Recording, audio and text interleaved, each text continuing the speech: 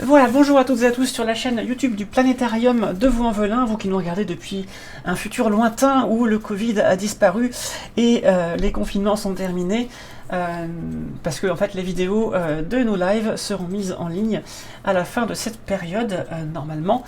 Et en attendant, eh bien, si vous êtes dans le passé avec nous, vous pouvez nous voir en live sur Twitch tous les lundis, mercredis et vendredis. Tant que le planétarium reste fermé, nous faisons l'opération Planetarium at Home, qui se décompose en 3 volets. Astronomer at Home le lundi, où mon collègue Pierre, principalement, reçoit un astronome ou une astronome pour parler de son travail et de son parcours. Mon micro est un peu loin, je crois. Voilà. Et maintenant, il est un peu trop fort.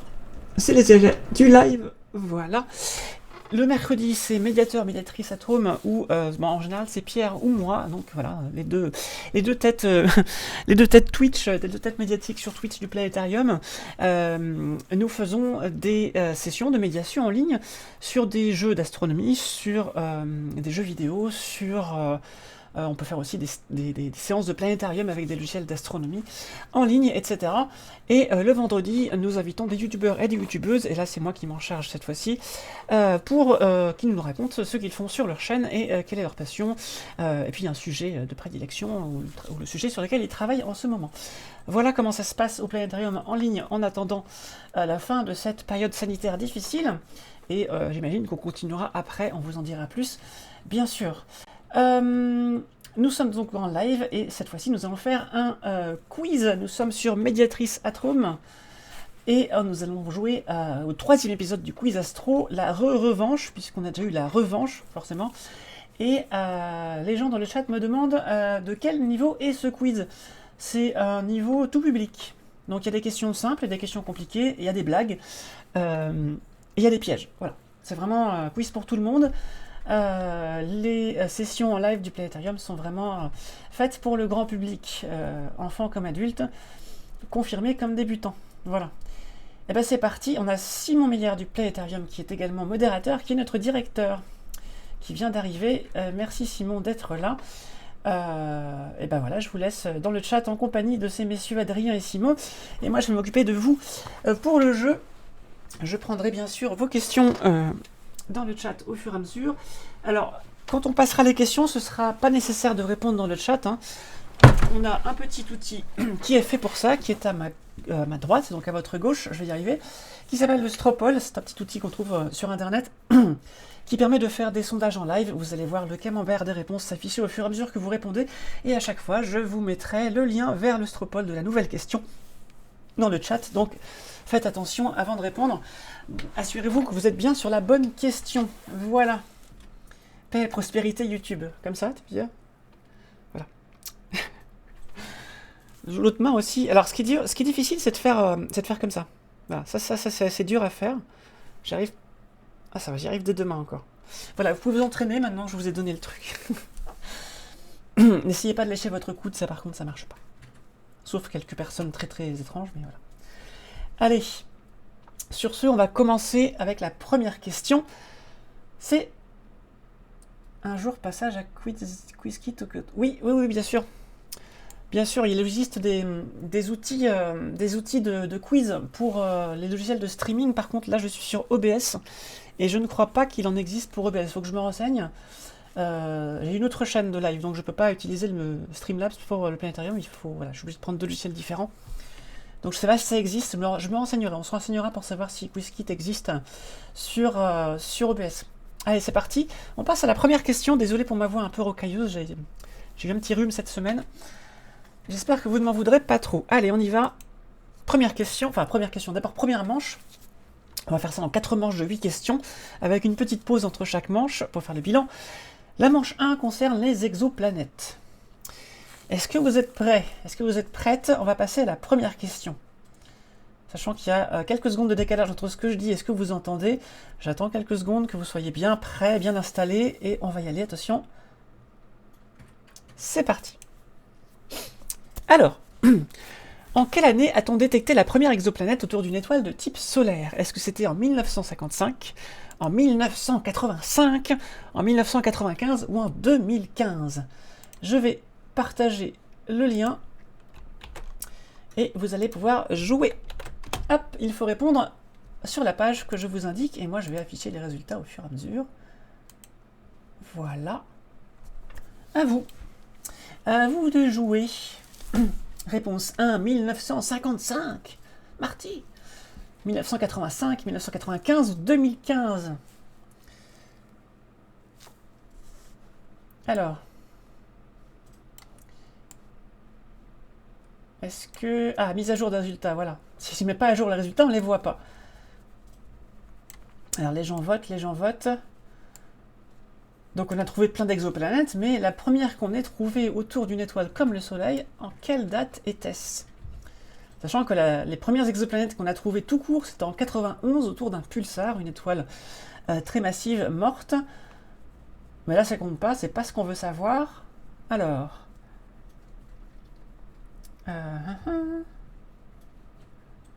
Est-ce que tout le monde a voté? Je vois que nous sommes 22 en ligne et il y a 9 votants. Est-ce que tout le monde a osé jouer? Sachant qu'il n'y a pas de... Il n'y a pas de mauvaise... Enfin, il n'y a pas de réponse bête. Hein, on est là pour apprendre. N'hésitez pas à jouer. Alors, est-ce que j'attends encore quelques instants pour les retardataires ou est-ce qu'on considère qu'il y a 9 joueurs? Ah mais Max Astromusique, il faut cliquer sur le lien pour répondre. Il faut que tu cliques sur le lien pour répondre. Si tu réponds dans le chat, ça ne compte pas. Allez, la bonne réponse, c'était 1995, par les Suisses Michel Mayor et Didier Queloz à l'Observatoire de Haute-Provence avec le télescope de 2 mètres de diamètre et l'instrument Elodie. Captcha verification failed, please try again. Ah bah Germain, tu es un robot, voilà. C'est tout ce que je peux te dire, tu es un robot, voilà, c'est comme ça. Allez, on passe à la deuxième question. Je vais créer la nouvelle question, hop. Ah, comment je fais pour passer à la nouvelle question? Voilà, comme ça. 1.2. Et je vous mets la question pendant ce temps. Commencez à réfléchir un petit peu. Hop. Alors, cette question, que mesure-t-on avec la méthode des transits planétaires? Est-ce qu'on mesure le mouvement d'une planète sur une image? Est-ce qu'on mesure la baisse de luminosité d'une étoile? Est-ce qu'on mesure le mouvement d'une étoile haute? Ou est-ce qu'on mesure la teneur en fibre d'une étoile? Là, je savais que ça finissait par un 5 en tout cas. T'as vu mon piège? Et oui. Et j'ai mis les dates de Retour vers le futur parce que c'était rigolo. Alors, est-ce que la méthode des transits planétaires, c'est la mesure du mouvement d'une planète sur une image? Ah, je mets le résultat. Est-ce que c'est la baisse de luminosité d'une étoile? Est-ce que c'est le mouvement d'une étoile haute? Ou est-ce que c'est la teneur en fibre d'une étoile? Allez-y. J'ai quelqu'un qui rigole derrière moi en entendant la réponse 4. Alors pour l'instant, il y a 4 personnes qui ont voté. Ah non, j'avais oublié de mettre à jour. 9 personnes. Bonjour Émilie. Bonjour Destels. J'avais déjà voté quand je me suis aperçu que les 3 autres dates c'était Back to the Future. Ah, il y a des gens qui repèrent les pièges, c'est bien. C'est bien, c'est très très bien. On a 10 votes. Ah, on a un nouveau joueur qui est arrivé. J'ai pas compris la 3e proposition. Ah. Oui, mais si on explique un jeu de mots, après, ça, c'est plus drôle. Réfléchis au mot transit. Allez, la réponse était bien sûr la baisse de luminosité d'une étoile quand on regarde passer sa planète devant elle. Eh bien, quand on regarde la luminosité de l'étoile au cours du temps, eh bien, elle baisse. Pendant le passage de la planète, elle baisse un petit peu, et les instruments d'aujourd'hui permettent de détecter ça, ce qui peut nous apporter des informations sur l'atmosphère de la planète, sa taille, sa masse, etc., en comparant à d'autres méthodes de détection. On arrive comme ça à caractériser à peu près l'ensemble des paramètres de base d'une planète. Allez, on passe à la suite. Question 1.3, sur quel phénomène physique se base la méthode de détection des vitesses radiales des étoiles? Je prépare la question pendant que je vous laisse réfléchir un petit peu et je vous lis les réponses. Hop. Alors, est-ce que c'est l'effet Doppler-Fizeau? Est-ce que c'est la diffusion de Rayleigh? Est-ce que c'est la transformée de Fourier? Ou est-ce que c'est la diffraction de Fresnel? Allez, ça va être un peu plus compliqué. J'avais dit, hein, des questions simples et des questions compliquées. Hop, voilà. Mais vous pouvez quand même tenter. N'hésitez pas. Alors, Les vitesses radiales, ça veut dire qu'on regarde l'étoile bouger en raison de la planète qui tourne autour. En effet, si vous savez que Jupiter, par exemple, tourne autour du Soleil, mais en réalité, comme Jupiter est quand même assez massif, hein, eh bien, en fait, c'est pas vraiment Jupiter qui tourne autour du Soleil, c'est Jupiter et le Soleil qui tournent autour d'un point qui est un petit peu à l'extérieur du Soleil, ce qui fait que de très loin, on verrait le Soleil faire un petit rond dans le ciel, soit vraiment un rond sur le fond du ciel, soit si on épile dans le plan des orbites des planètes du système solaire, on verrait le Soleil avancer et reculer. Les vitesses radiales, ça permet de détecter si l'étoile avance et recule, et donc s'il y a une planète autour. Est-ce qu'il n'y aurait pas un effet que vous connaissez dans la vie courante? Je vous donne un indice, notamment avec les crayons de pompier, qui vous permettrait de savoir si l'objet s'approche ou s'éloigne. Pensez aux crayons de pompier qui s'approchent et qui s'éloignent de vous. Qu'est-ce que ça fait? Alors, on a 9 votes. Il y a sûrement un peu de 3 qui doivent intervenir dans la chaîne de calcul. Oui, mais là c'est bon. Là j'ai mis plein de lois d'optique, mais là ce qu'on cherche c'est vraiment la principale. Effectivement, tout peut servir dans l'instrument, etc. Mais là vraiment la principale, celle qui fonde la méthode. Je ne suis plus un robot. Fantastique, bravo Germain.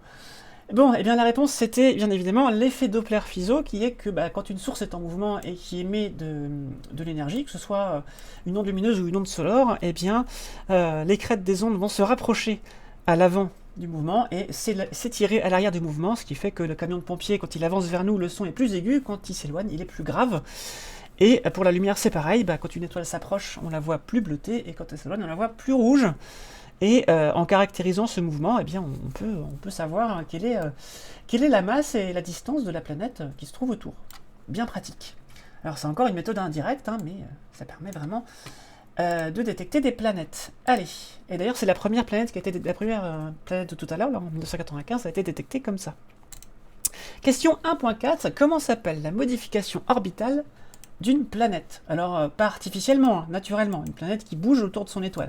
Enfin, qui bouge, qui reste pas sur son orbite bien sagement, mais qui se déplace. Comment on appelle ça? Est-ce que c'est le déplacement planétaire? Est-ce que c'est le mouvement planétaire? Est-ce que c'est le déménagement planétaire? Ou est-ce que c'est la migration planétaire? Je vous partage le stropole. Hop, voilà. Et vous pouvez commencer à voter. Alors en général, il me faut quelques minutes pour me roder, pour bien faire les actions dans l'ordre, mais là je pense que ça va. Je commence à avoir ma vitesse de croisière, tout va bien. Alors sachant que pourquoi je mets cette question-là, c'est parce que les astrophysiciens se sont rendus compte qu'il y avait beaucoup de planètes géantes comme Jupiter, voire beaucoup plus grosses, qui se trouvaient très près de leur étoile, et ça contredisait tout ce qu'on savait de la formation des planètes. Les planètes géantes, normalement, se forment très loin de leur étoile, là où il y a beaucoup de glace pour former une très grosse noyau planétaire, avant que la planète capte tout le gaz qui s'échappe de la nébuleuse qui était là avant ce système planétaire. Et ça fait des planètes géantes. Donc on se demandait, mais pourquoi est-ce qu'il y a des planètes géantes si près de leur étoile, alors que normalement il n'y a que du caillou à cet endroit-là pour faire des planètes telluriques? Et donc c'est là qu'on a dit, ah mais en fait elles se sont déplacées à force d'échanger leurs orbites avec les petits cailloux qui traînaient. Elles se sont rapprochées en fait. Si une planète ralentit, elle finit par s'approcher de son étoile, et si elle accélère, elle finit par s'éloigner de son étoile. Comment on a appelé ça? Alors, est-ce que... Bon, je vois qu'il y a les 10 votants habituels, alors on va répondre à la question. La réponse était la migration planétaire. C'est comme ça que ça s'appelle, on appelle ça la migration planétaire, et on a découvert que probablement... des chercheurs de Nice ont découvert que probablement Jupiter et Saturne, et même Uranus et Neptune, avaient également migré dans notre système solaire de façon moins spectaculaire. Jupiter s'est rapproché un petit peu, Saturne s'est éloigné un petit peu, ce qui a envoyé valser tout plein de petits cailloux, de petits corps qu'on appelle des planétésimaux, des petites briques de planètes, un peu partout, et notamment sur la Lune, juste après sa formation. C'est pour ça qu'il y a plein de cratères sur la Lune. Et dans les régions lointaines du système solaire. Et puis Uranus et Neptune sont carrément échangés. Au début, Uranus était plus loin du Soleil que Neptune. Donc voilà, nous aussi ça nous est arrivé, mais pas de la même façon que pour les autres. Allez, question 1.5, combien d'exoplanètes ont été confirmées au 1er décembre 2020? Comme tout à l'heure avec les chiffres qui finissent par 5, vous ne pouvez pas vous fier au dernier chiffre. 1379, 2379, 4379, ou alors 5379. Je mets les 4 réponses. Non, si je mets réponse 7, ça va pas le faire. Create poll. Hop, je vous le partage. Et vous commencez à voter. Hop. Alors, un rapport avec les planémos. Ah, je connais pas ce mot-là, Tom Schliland. Je connais planétésimo, planétoïde, mais pas planémos. Ça me dit rien. Peut-être qu'Adrien peut te répondre là-dessus. Moi, j'avoue que là, je peux pas ouvrir un navigateur en plus, sinon ça va être compliqué pour moi. Peut-être qu'Adrien ou Simon peut te répondre. Bonjour Caninote, bienvenue. Tu as le lien du Stropole pour répondre à la question si tu le souhaites. Je vais afficher les résultats. Voilà, comme ça, si je ne les affiche pas tout de suite, vous n'êtes pas trop biaisé. Alors, qu'est-ce qu'on en a que 8 votants? Il y a 2 personnes qui ont abandonné. Allez-y, osez voter. Je vois que vous êtes 31 à suivre le live, vous pouvez jouer. Il suffit de cliquer sur le lien que je vous ai mis dans le chat et vous pouvez répondre à la question. N'hésitez pas à voter. Alors, on en a combien d'exoplanètes? Est-ce qu'on n'en a pas beaucoup? Est-ce qu'on en a beaucoup? Allez, je vais répondre à la question.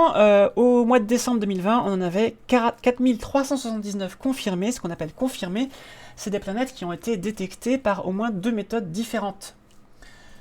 En effet, si vous avez une planète qui fait un transit devant son étoile et que vous ne la revoyez jamais, eh ben, c'est soit qu'elle n'existe pas et que vous avez fait une erreur de mesure, pour une raison X ou Y, il peut y avoir plein de raisons, soit c'est qu'en fait elle a une période tellement longue qu'il faut attendre très longtemps pour la revoir passer. Et si vous n'avez pas une deuxième méthode comme la vitesse radiale par exemple, pour confirmer qu'elle est bien là, eh bien on considère que vous l'avez détectée mais que c'est pas sûr, quoi. Voilà, c'est comme ça que ça marche, il faut confirmer par plusieurs méthodes, et l'avantage c'est qu'elle donne aussi plein d'infos sur la planète. Donc il y en a plus que ça qu'on a détecté, mais il n'y en a que 4379 qu'on a confirmé sur toutes ces détections. Et il y en a plein qui attendent de passer dans la moulinette des tests et tout ça. Alors, quelle est la particularité de la planète Kepler 186f? Kepler, c'est un satellite américain qui a détecté des milliers d'exoplanètes. Et c'est celle de l'étoile numéro 186 qu'il a étudiée, le satellite, et la planète numéro F autour de celle-ci, sachant que A, c'est l'étoile. Donc c'est un système où il y a B, C, D, E, F, au moins 5 planètes. Alors, est-ce que c'est un Jupiter chaud, qui perd son atmosphère, c'est-à-dire une planète très proche de son étoile qui est en train de faire une torche, carrément? Est-ce que c'est la première planète de taille similaire à la Terre qu'on a vue dans une zone habitable, là où l'eau peut être liquide? Est-ce que c'est une planète qui possède une lune presque aussi massive qu'elle? Ou encore, est-ce que c'est une planète qui est en orbite autour d'une étoile triple dont l'une est comme le Soleil? Quelle est sa particularité? Je vous mets le lien et vous pouvez voter. Dure les questions. Ah, ça dépend lesquelles, tu verras. Celle-là est pas facile, je suis d'accord. Mais il y en a d'autres qui vont te plaire. Encelade Bis nous dit plus de 2538 planètes candidates qui attendent leur confirmation. Oui, celle-là est pas facile. C'est pas facile du tout. C'est une des questions où, en général, les gens savent pas et puis ils vont apprendre quelque chose. Hein. C'est aussi le principe de ces live quiz. C'est aussi que vous puissiez apprendre des choses. Vous pouvez tenter au pif, vous verrez bien. Vous verrez bien. Alors, un indice sur la méthode de détection. Kepler, c'est les transits planétaires. J'avoue, j'ai piffé. Jean Burn, donc c'est les transits planétaires. Voilà.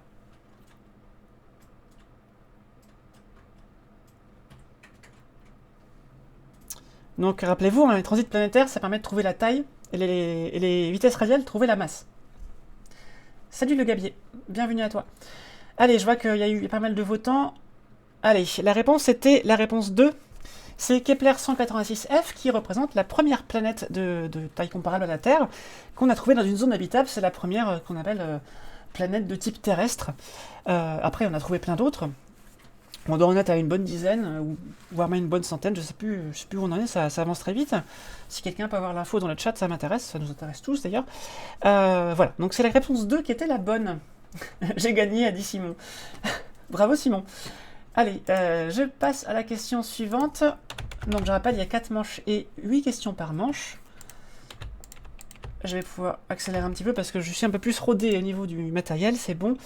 Question numéro 1.7. Quelle est l'exoplanète confirmée la plus proche de la Terre? En fait, il faut que je prépare la question d'après pendant que j'explique la précédente.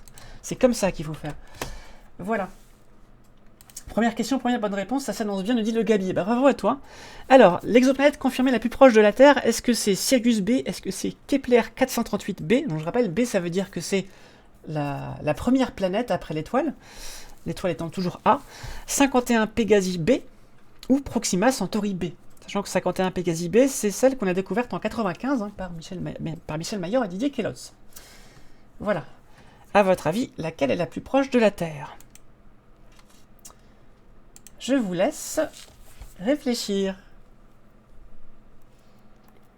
Alors Sirius B, Sirius c'est l'étoile du grand chien, l'étoile la plus brillante du ciel après le soleil. Kepler 438b, c'est pas une invention, c'est une vraie étoile du catalogue Kepler qui a été observée, hein, donc la numéro 438. Proxima Centauri B, bah, vous connaissez peut-être cette étoile, et puis 51 Pégasi B, bah, c'est l'étoile qui a dans Pégase, en plein milieu en haut à droite du carré de Pégase, autour de laquelle a été trouvée la première exoplanète, autour d'une étoile comme le Soleil.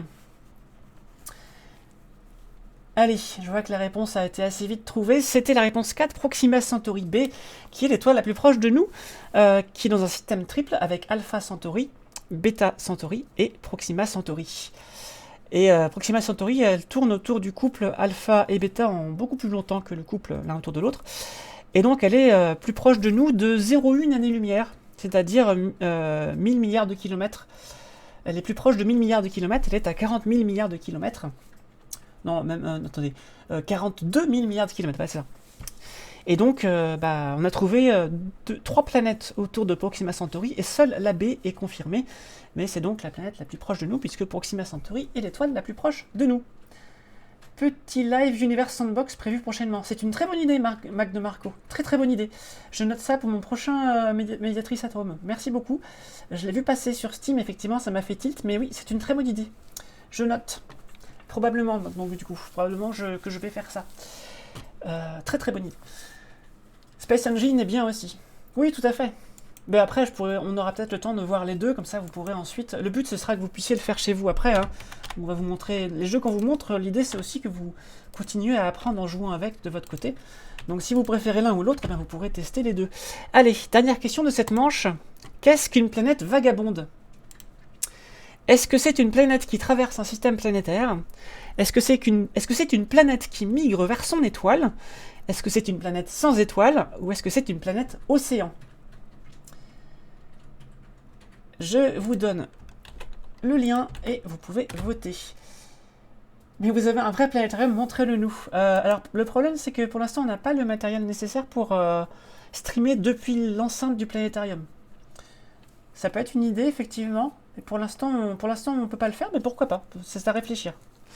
Mais Pierre, mon collègue, fait des lives avec Stellarium. Donc c'est déjà, on peut déjà faire pas mal de choses en live avec Stellarium. Parce que si on met une caméra sous un dôme de planétarium, je doute que vous voyez grand-chose en fait. C'est pour ça qu'un logiciel, directement, c'est plus simple.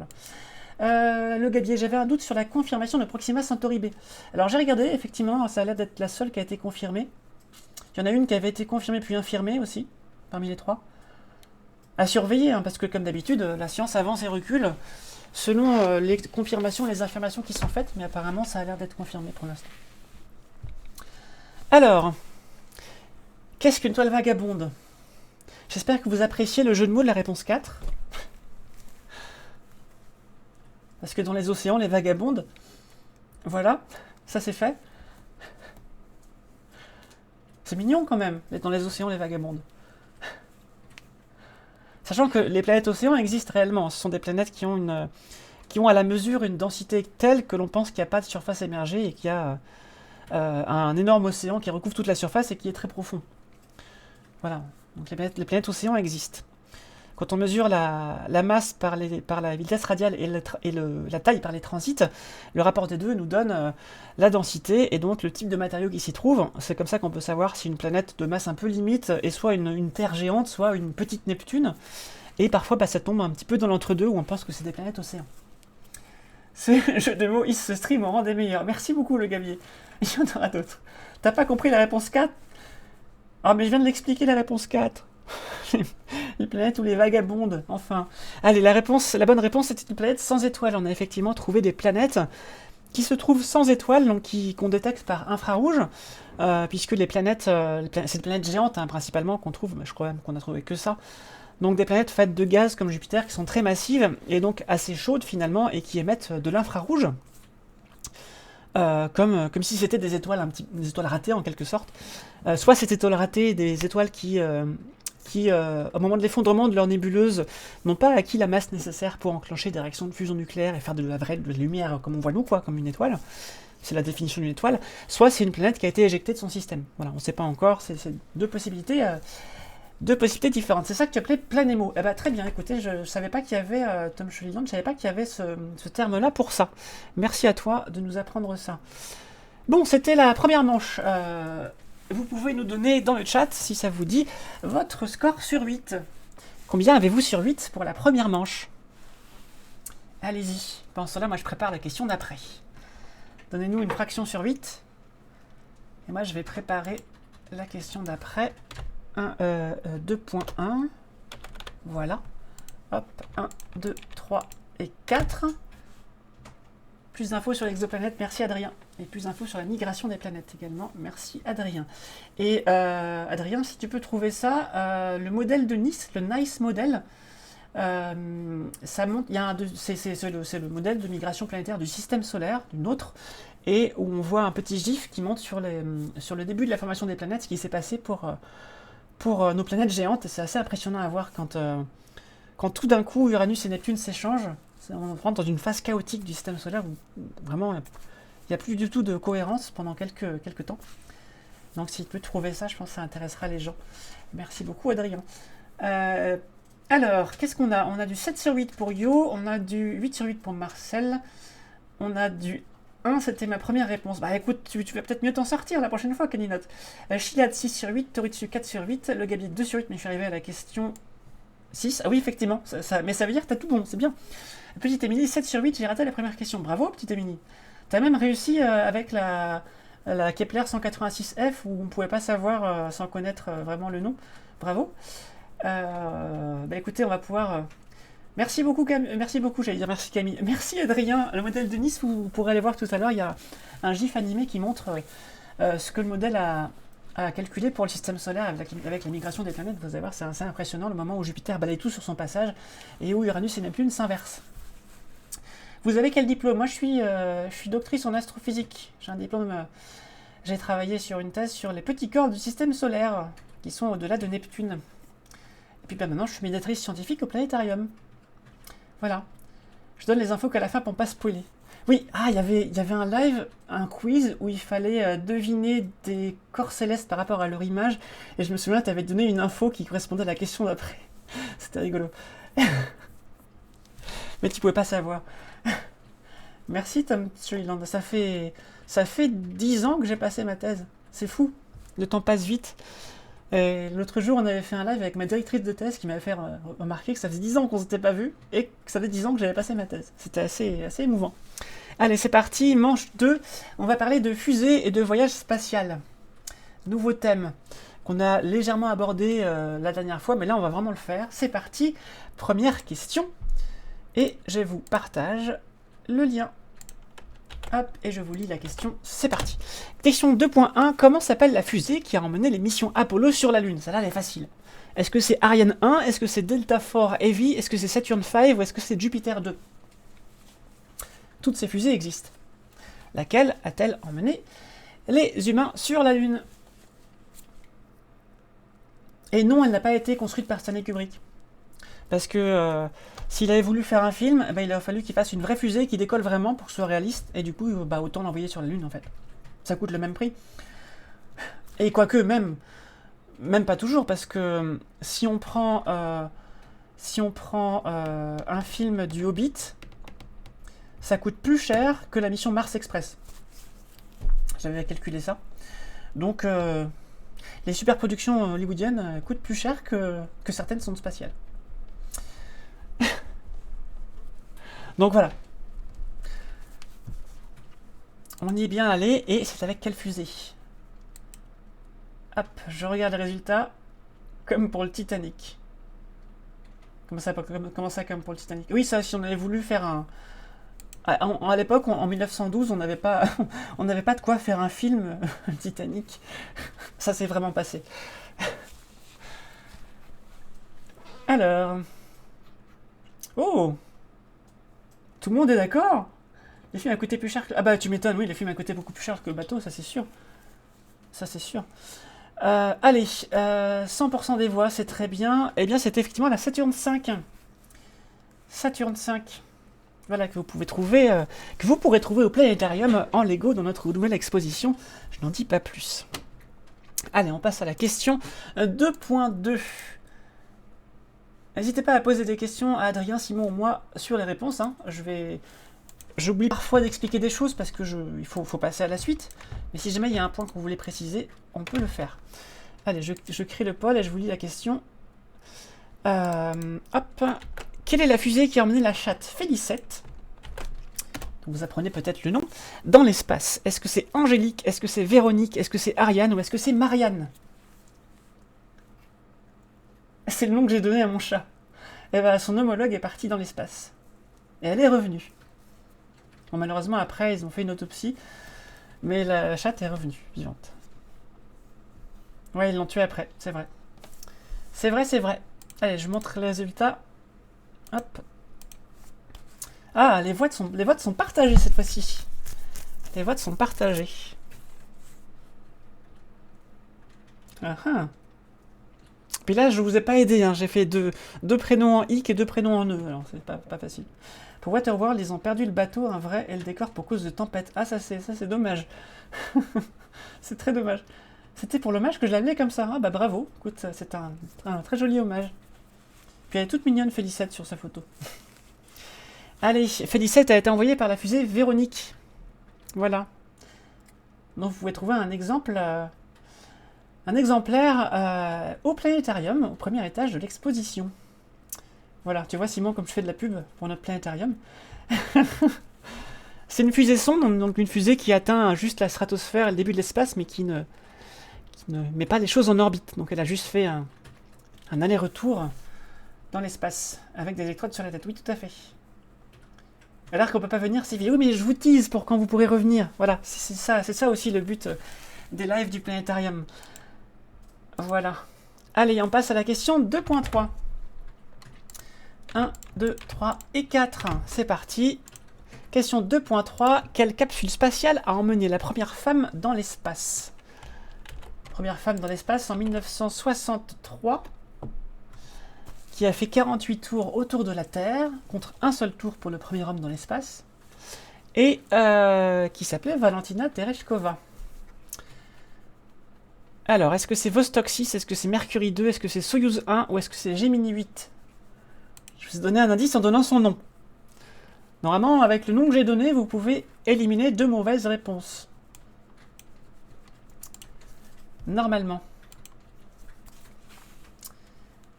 Alors, Valentina Tereshkova, est-ce qu'elle a pris Vostok 6, Mercury 2, Soyouz 1 ou Gemini 8 en 1963?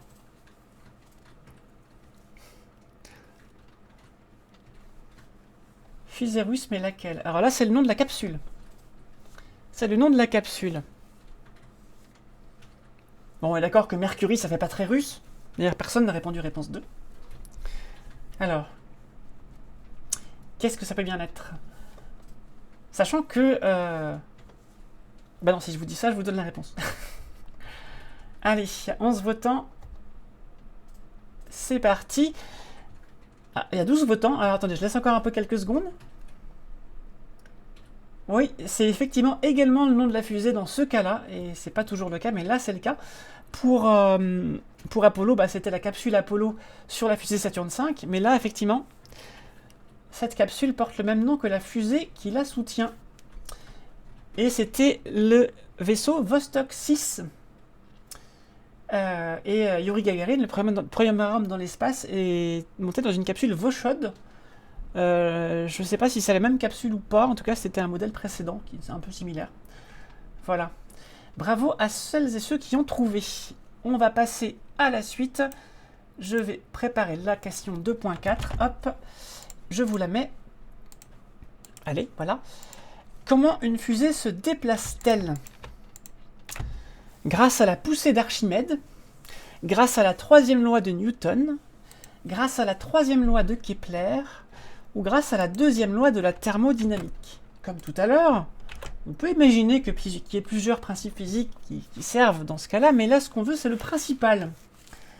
Le principal effet qui fait qu'une fusée se déplace. Quel est-il?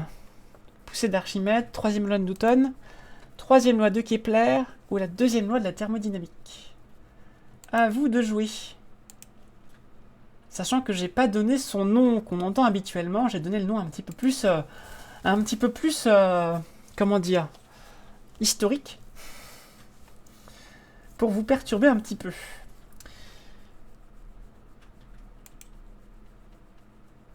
Ah ah.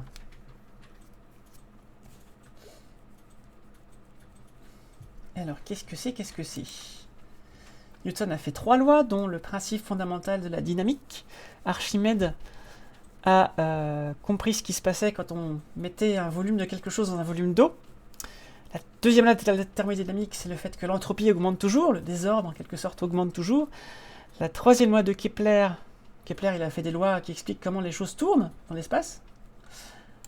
Quentin 9199, bonsoir à toi, bienvenue, et tu peux jouer en cliquant sur le lien. Allez, je donne la réponse. C'était donc la troisième loi de Newton, qui s'appelle autrement le principe d'action-réaction, que vous pouvez tester dans votre salle de bain en ayant imperméabilisé le maximum de choses au préalable, pardon. Vous allumez le pommeau de douche à fond et vous allez sentir le principe d'action-réaction. Vous avez l'eau qui va partir à grande vitesse d'un côté, et de l'autre côté, vous allez avoir la réaction de la douche qui va partir dans l'autre sens, soit dans votre figure si vous vous débrouillez mal, soit dans la salle de bain en mettant de l'eau partout. La fusée c'est pareil, hein, elle crache à grande vitesse son carburant chauffé à trop haute température, et de l'autre côté, du coup, elle avance à une vitesse inverse, avec une force inverse qu'on appelle la poussée. Voilà. Et c'est pour ça que j'ai mis poussée d'Archimède, c'était pour vous troubler. Donc la fusée ne pousse pas sur le sol, c'est pour ça qu'elle n'a besoin d'aucun milieu extérieur pour avancer. Ça marche aussi bien dans l'air que dans le vide. Allez, on passe à la suite. Hop. 2.5.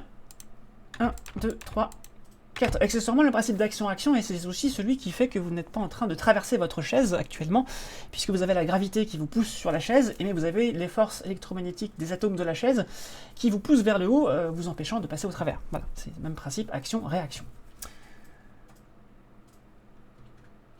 J'ai toujours peur que mon chauffe-eau décolle un jour. S'il est bien accroché, ça devrait aller, mais il faut le faire vérifier régulièrement normalement en métadétective.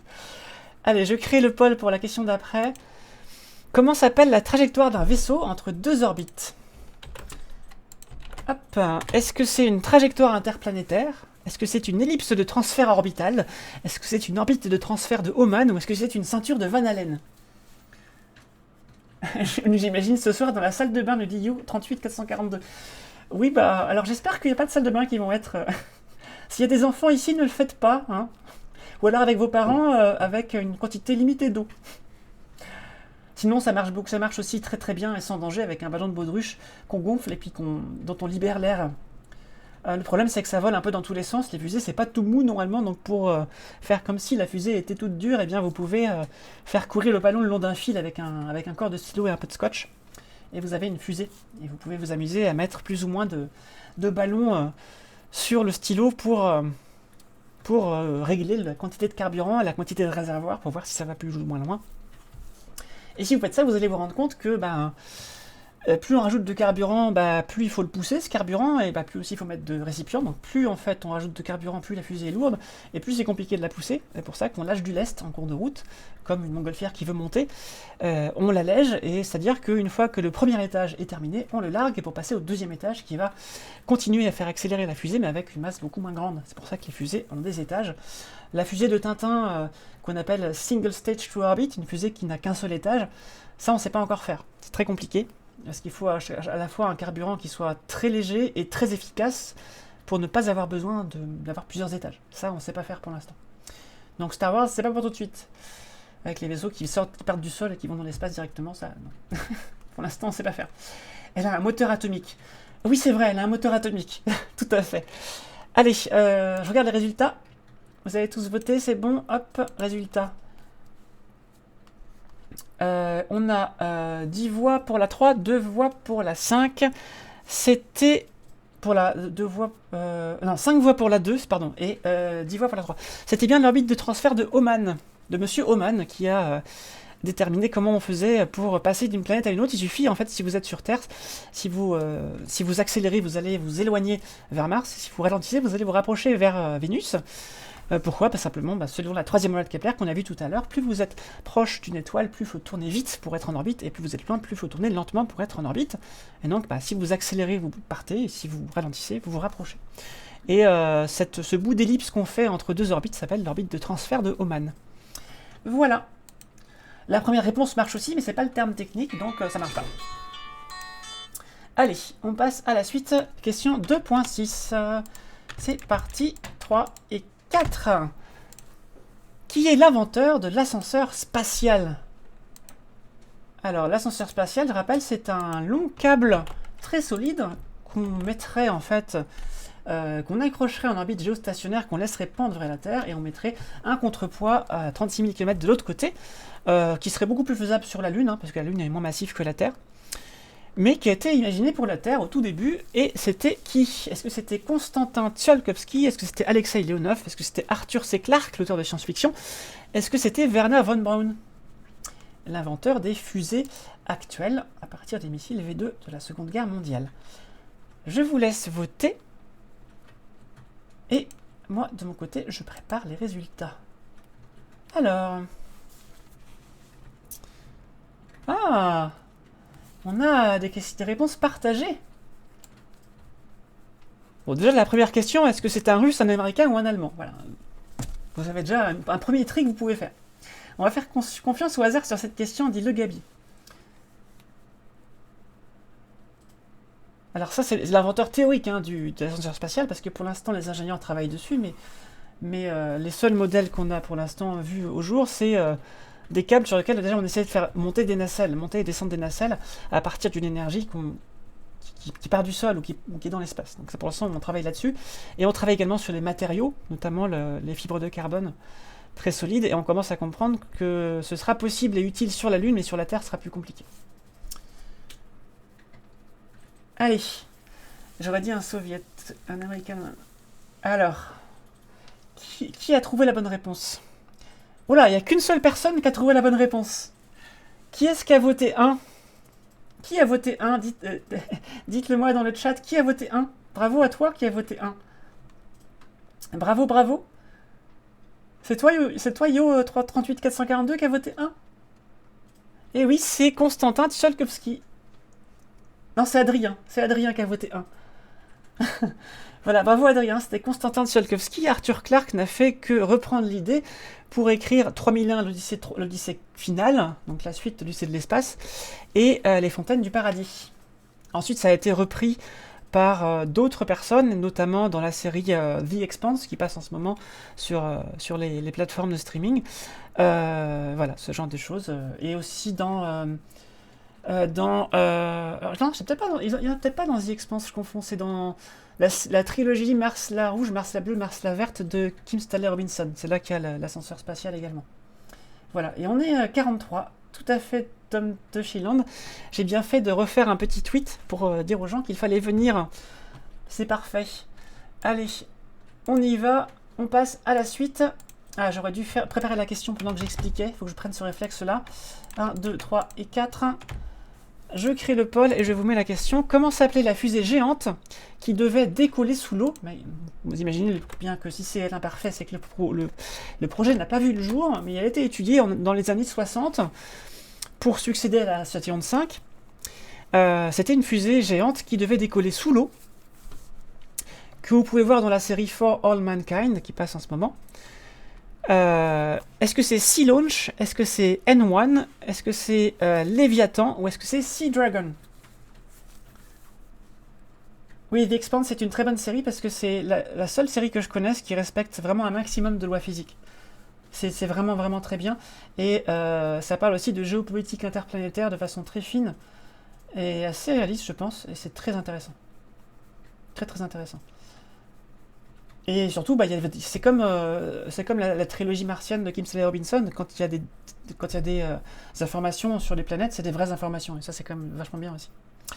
Donc on vous conseille très fortement cette série. Vous pourrez apprendre de la physique, même si c'est de la SF. Alors, qu'est-ce que ça dit? Est-ce que c'est Sea Launch? Est-ce que c'est N1? Est-ce que c'est Léviathan? Ou est-ce que c'est Sea Dragon? Je vous affiche les résultats. Ah, les avis sont partagés. Alors, est-ce qu'il y a des gens qui veulent tenter encore de répondre à la question? Je rappelle pour celles et ceux qui sont arrivés en cours de route que vous pouvez cliquer à chaque question sur le lien que je vous partage sous le pseudo Planétarium Vaux-en-Velin dans le chat et vous pourrez voter. La trilogie de Mars, ouais, c'est vachement bien la trilogie de Mars, je suis tout à fait d'accord. Ça, j'aimerais bien qu'ils fassent une série aussi, ce serait chouette. Très très chouette. Et ce qui est très chouette dans la trilogie martienne, c'est qu'au début du livre, il y a toujours la carte de Mars, mais la vraie carte, en fait. L'auteur, Kim Stanley Robinson, c'est vraiment basé sur les vraies formations sur Mars. D'ailleurs, on en parlera tout à l'heure. Et du coup, ça fait plaisir de voir une histoire qui se passe sur une vraie planète qui existe vraiment. C'est très bien fait. Je crois que c'est lui, je crois qu'il s'était renseigné 17 ans sur Mars avant de faire son livre. Je crois que c'est lui. Hein. En parlant aux chercheurs, etc. Il avait fait une vraie recherche. Alors, la réponse, c'était le Sea Dragon. Il y a une voix qui a trouvé la réponse 4. Alors, qui a trouvé la bonne réponse? Qui a trouvé la réponse Sea Dragon? Est-ce que c'est encore toi, Adrien?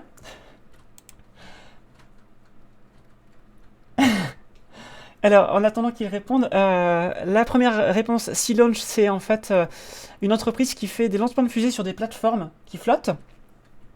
Ah, c'est Chilat qui a trouvé. Bah bravo à toi. Chiliad, c'est ça.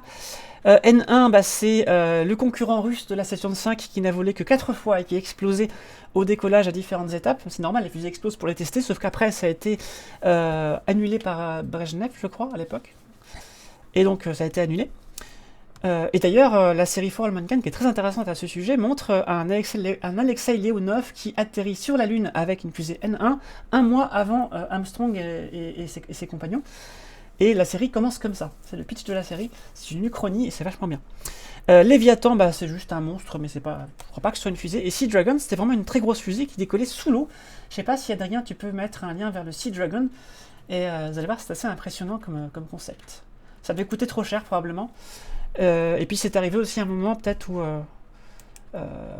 les décisions politiques pour Apollo commençaient à s'essouffler. Vous savez qu'après la mort de Kennedy, Nixon est passé à la navette spatiale.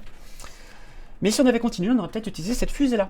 Allez, la dernière question de cette manche, 2.8, c'est parti. 1, 2, 3 et 4. Quel est le terme technique qui désigne ce qui se trouve dans la coiffe d'une fusée? Donc, au sommet d'une fusée, qu'est-ce qu'on y trouve? Est-ce que c'est le bagage spatial? Est-ce que c'est la charge utile? Est-ce que c'est le chargement futile? Ou est-ce que c'est l'ogive technique? Ah oui, en français, Germain, en français. Sinon, c'est de la triche.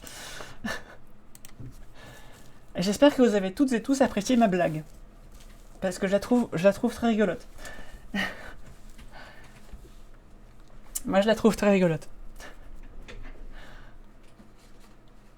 Je connais qu'un seul chargement futile en fait, c'est celui qu'Elon Musk a envoyé avec avec la voiture dans l'espace. Oui, c'est ça le chargement futile, c'est pour Elon Musk. Après, en termes de masse, c'était utile, c'était pour tester. Après, le fait que ce soit une voiture, on peut en discuter, mais en tout cas, elle a rempli son rôle.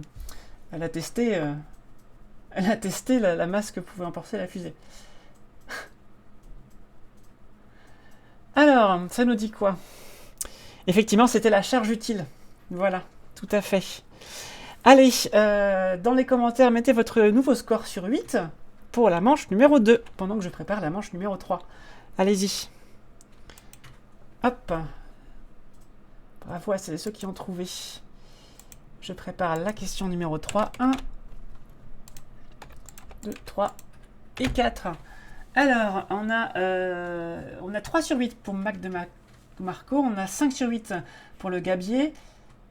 La Tesla ne reviendra pas, elle est sur une orbite de transfert infini entre la Terre et Mars, c'est-à-dire qu'une fois qu'elle arrive au bout de l'orbite de transfert vers Mars, si tu n'accélères pas pour rattraper Mars, parce que le soleil, entre-temps, il t'a ralenti en t'attirant vers lui, et ben, tu restes sur une ellipse entre la Terre, le soleil et Mars. Et donc, elle est sur une orbite de ce genre-là.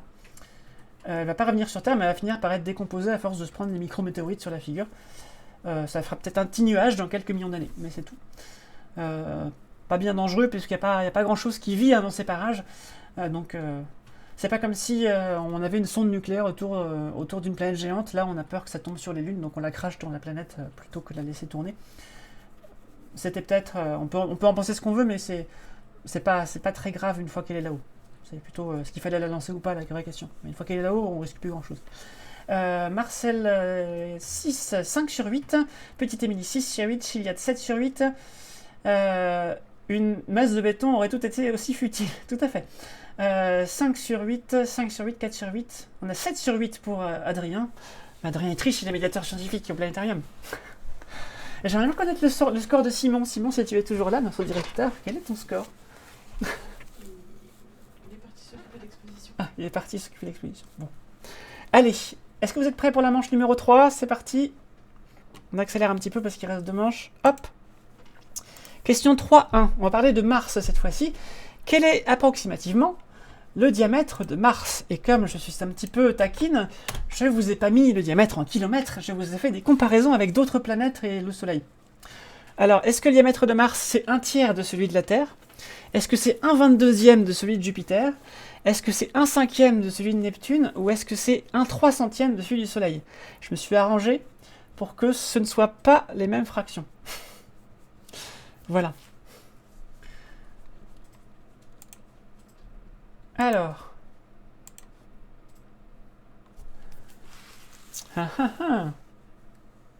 Alors, j'imagine que vous êtes en train de faire vos petits calculs dans votre tête, ou avec les mains, comme ça, en prenant une orange et une balle de ping-pong.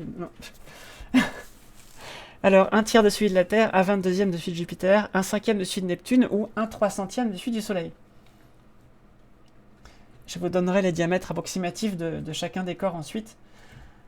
Mais d'abord, je vous laisse chercher. Et pas de tour sur Wikipédia, hein. C'est de la triche. Faites par rapport aux images que vous avez en tête. Demandez-vous si c'est plus gros, plus grand. On a un match entre la réponse 1 et la réponse 2. Ah ah. Allez, est-ce qu'il y a des gens encore qui veulent tenter le vote? Je vois qu'il y a 33 personnes qui regardent, il n'y en a que 10 qui osent jouer, mais allez-y, jouez. Jouez, on est là pour apprendre, on est là pour s'amuser. Les deux à la fois, c'est ça qui est vachement bien. N'hésitez pas. De toute façon, on voit pas, les réponses sont anonymes, donc... Allez, c'est bon, je considère que c'est voté.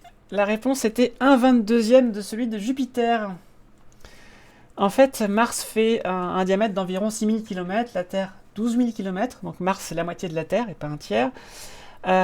Jupiter c'est 11 fois la Terre, donc Mars c'est et donc Jupiter c'est 22 fois Mars. Neptune c'est dans l'ordre de 50 000 km, donc c'est plutôt la Terre qui est 1/5e de Neptune. Et le Soleil c'est à peu près 100 fois la Terre. Donc ce serait, pour Mars, ce serait 1/200e de celui du Soleil, si je ne me trompe pas.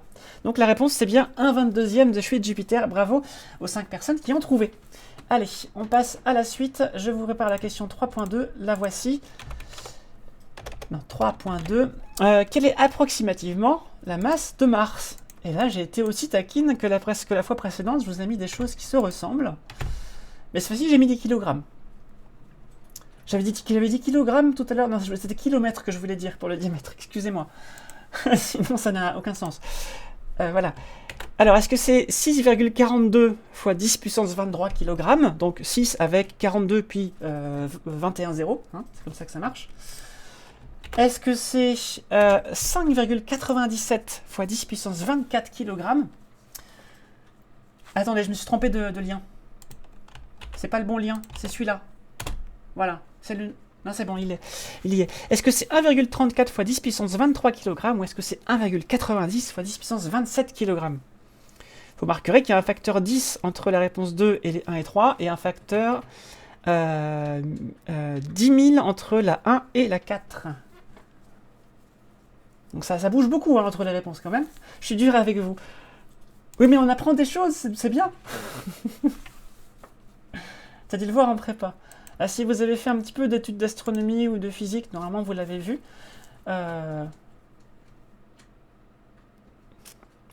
Vous pouvez vous dire dans votre tête, attendez, il y a quoi comme planète? Il y a Mercure, Vénus, la Terre, Mars, etc. C'est laquelle qui semble la moins massive? C'est laquelle qui sont la plus massive? Vous pouvez les classer dans votre tête comme ça. Déjà, ça peut vous aider.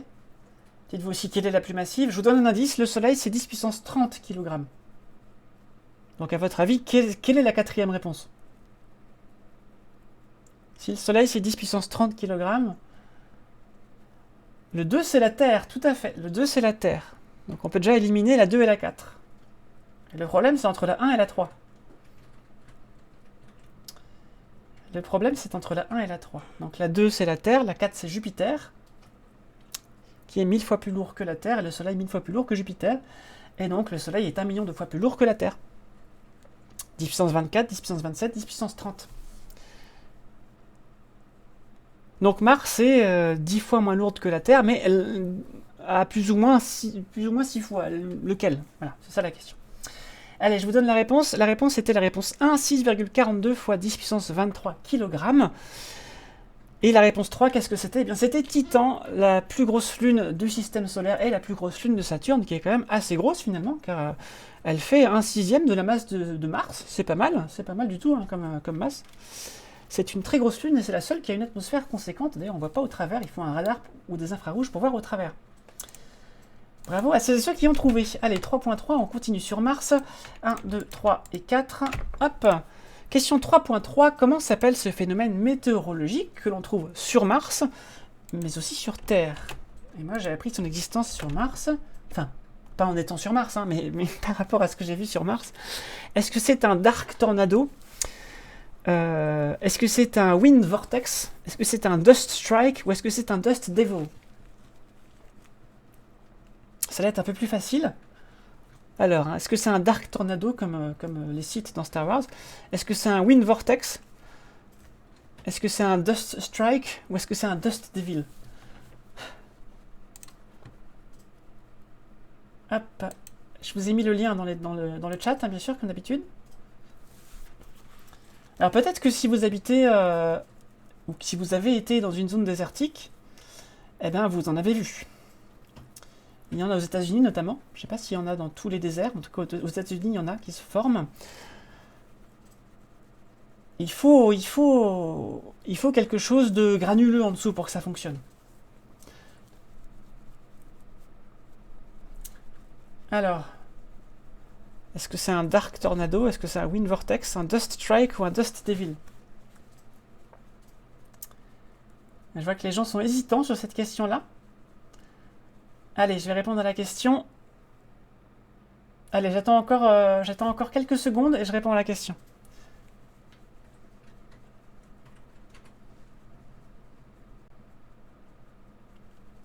Allez, la réponse c'était un dust devil. C'est comme ça que ça s'appelle, c'est des petites tornades de poussière qui se forment au-dessus des déserts martiens. Et on en trouve aussi, du coup, sur Terre. J'ai vu plusieurs de Tolède en Espagne, zone plutôt désertique, nous dit Adrien. Alors on peut aussi trouver des tornades de feu, quand il y a des tornades qui se forment au-dessus d'un feu, ça peut exister aussi. Il y a plusieurs formes de tornades, et celle-là s'appelle un Dust Devil. Et là, c'est le rover Opportunity qui l'a vu, et qui l'a capté sur plusieurs photos. Donc on le voit se déplacer. Il n'y en a qu'une, mais on voit les traces du rover qui est en train de monter sur une colline, et puis on voit le Dust Devil au loin. Alors, je ne me rends pas compte de la taille que ça fait. Vous avez la référence sur l'image, vous pourrez chercher la source si ça vous dit. C'est une source NASA, hein, donc vous pourrez trouver ça sur les sites du JPL de la NASA, le Jet Propulsion Laboratory. Vous trouverez tout ce que vous voulez là-bas. Allez, question 3.4, sur quelle formation géographique, géologique, se trouve le volcan Pavonis Mons? Pavonis Mons, et ses trois grands frères, Arsia Mons, Olympus Mons, et je me souviens jamais du quatrième. Pavonis, Arsia. Ah, Ascraeus, c'est ça, Ascraeus Mons. Il a neigé dans le Sahara la semaine dernière. C'est ça, merci Chiliad. C'est Acraeus ou Ascraeus? Je sais plus.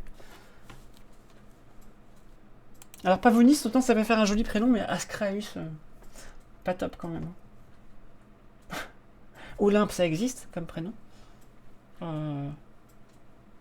Et Arcia, non, Arcia, c'est pas top non plus. Alors, est-ce que c'est sur Hellas Planitia? Est-ce que c'est sur Valles Marineris? Est-ce que c'est sur Tarsis? Ou est-ce que c'est sur Noctis Labyrinthus? Toutes les formations sur Mars ont des noms latins.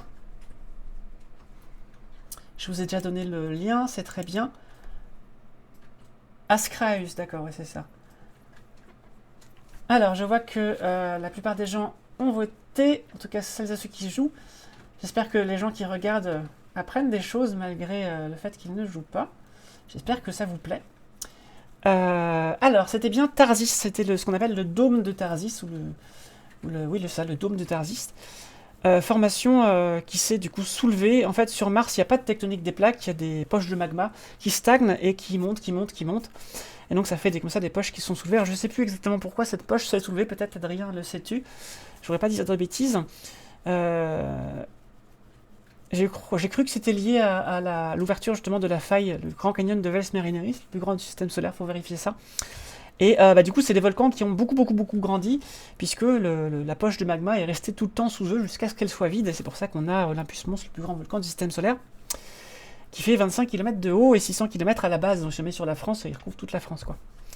Valles Marineris, donc c'est un grand canyon martien. Hellas Planitia, c'est un très grand cratère, très profond, dans l'hémisphère sud, juste en dessous de l'équateur. Et Noctis Labyrinthus, je ne sais plus où c'est, mais c'est un autre canyon très tourmenté avec plein d'affluents dans tous les sens.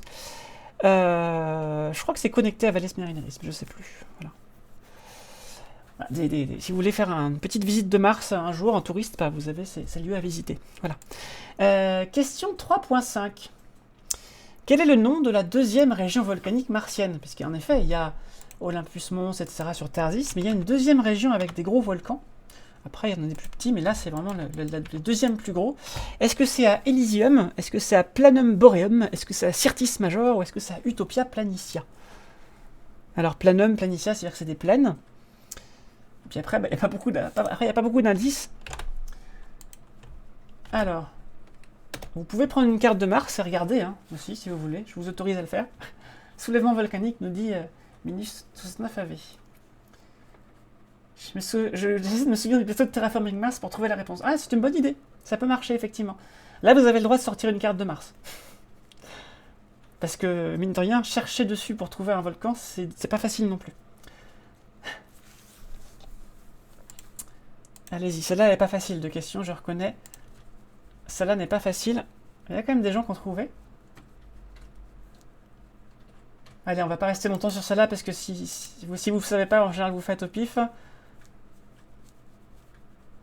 Alors, la réponse était Elysium. Elysium qui est sur les cartes, en général, on représente Olympus Mons à l'extrême ouest et Elysium à l'extrême est. Et c'est une région qui est vraiment pile au bord de Planitia Borealis. C'est-à-dire qu'en fait, toute la partie nord de Mars est toute lisse. On pense que c'était là que se trouvait, à l'époque où c'était possible, un océan d'eau liquide. Et Planum Boreum, c'est le pôle nord, la calotte polaire nord qui surplombe cette grande plaine. Voilà. Allez, c'est parti, on passe à la question de 3.6. Est-ce qu'il fait chaud ou froid sur Mars? Quel est l'intervalle de température minimale et maximale enregistré sur Mars, ou estimé sur Mars? Est-ce que c'est entre moins 225 et 453 degrés? Donc, vraiment des grandes différences. Est-ce que c'est de 0 degré à 102 degrés, donc plutôt assez chaud? Ou est-ce que c'est de moins 143 à 35 degrés, plutôt moyen? Ou est-ce que c'est de moins 210 à 5 degrés, plutôt froid? À vous de me dire ça. Et je mets les résultats en place. Hop, voilà.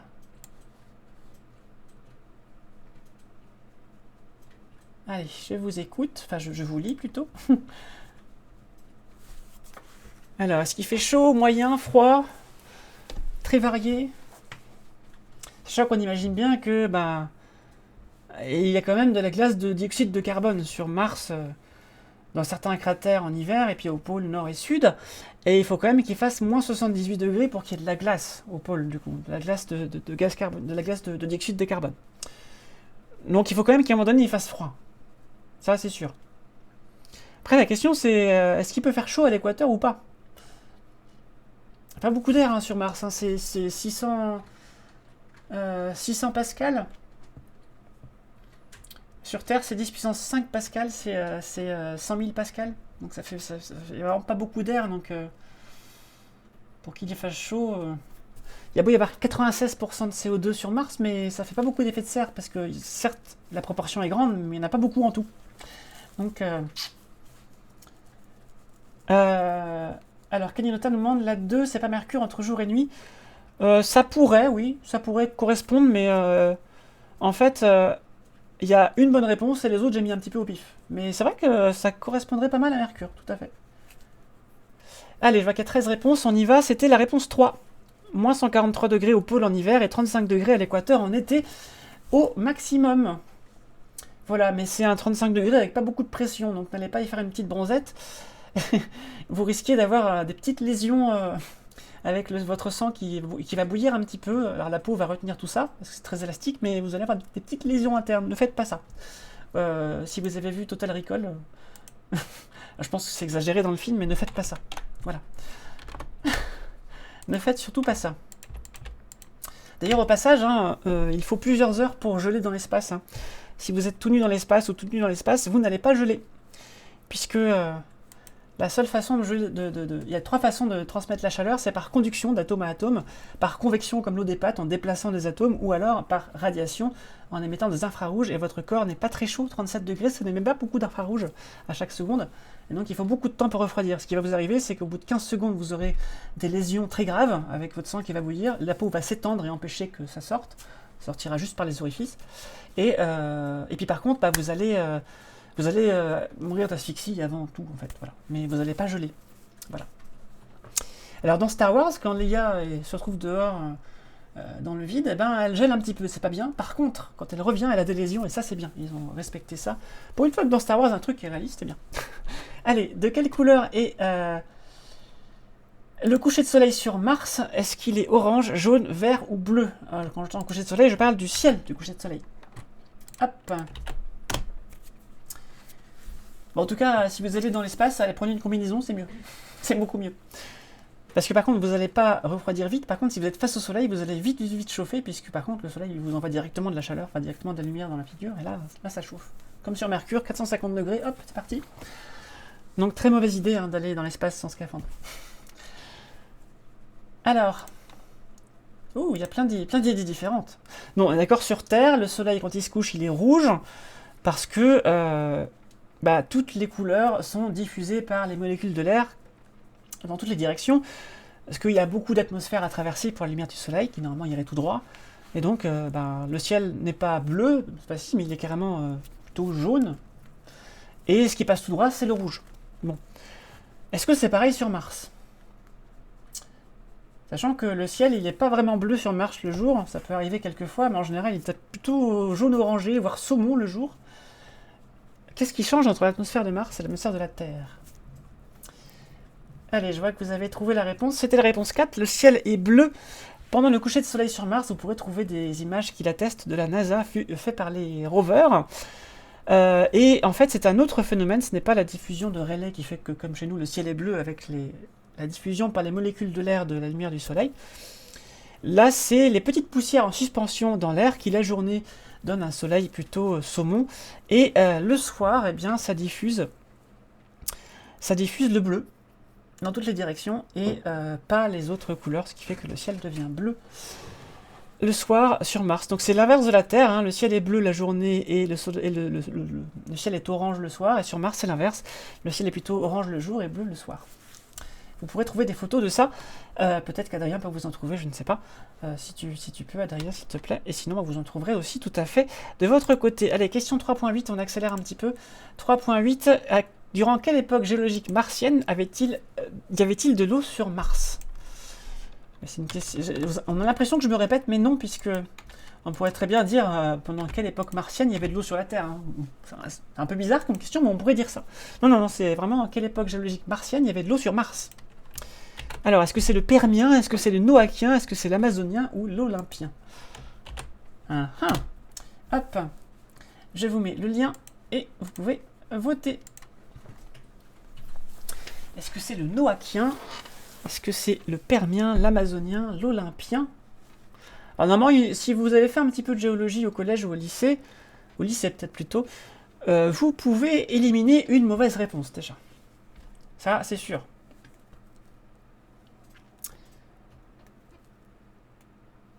Vous pouvez éliminer une réponse.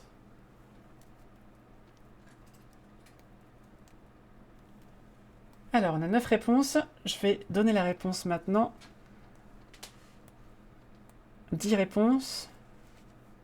11 réponses. Allez, je sais qu'il y a une 12e personne qui vote habituellement. Allez, c'est bon. Donne la réponse. C'était le Noachien. Noachien, première période martienne. Après, c'est l'Amazonien. Non, après, c'est...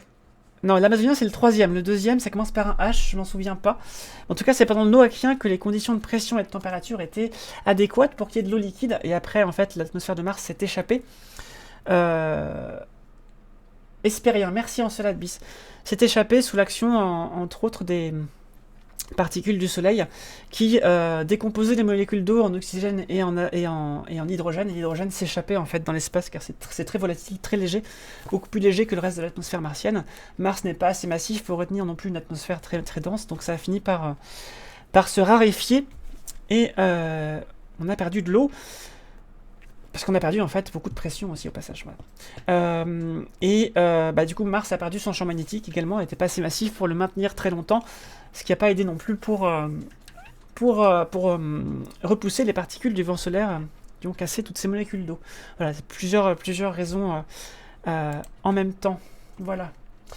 Allez, dernière manche, on va passer aux petits cailloux. Voilà, on a eu 2 lives, un avec une astronome et un avec...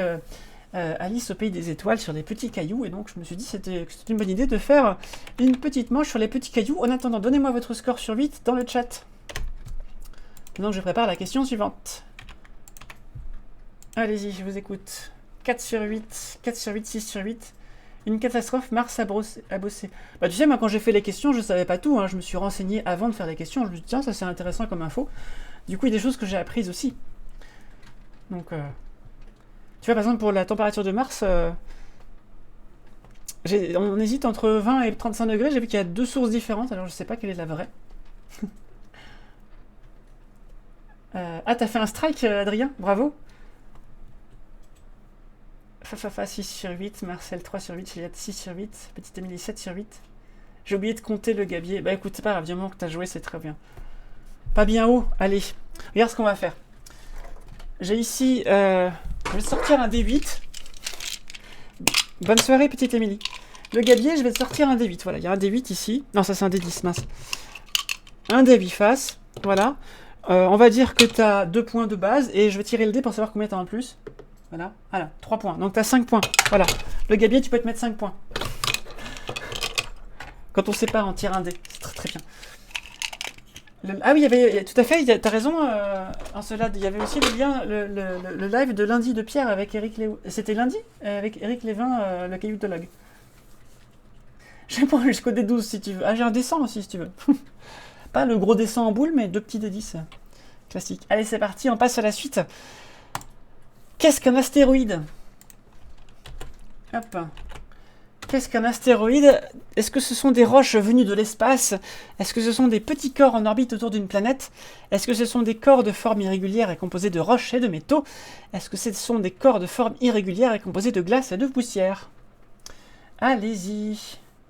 Je vous ai mis le lien juste au-dessus d'Adrien. À vous de me dire.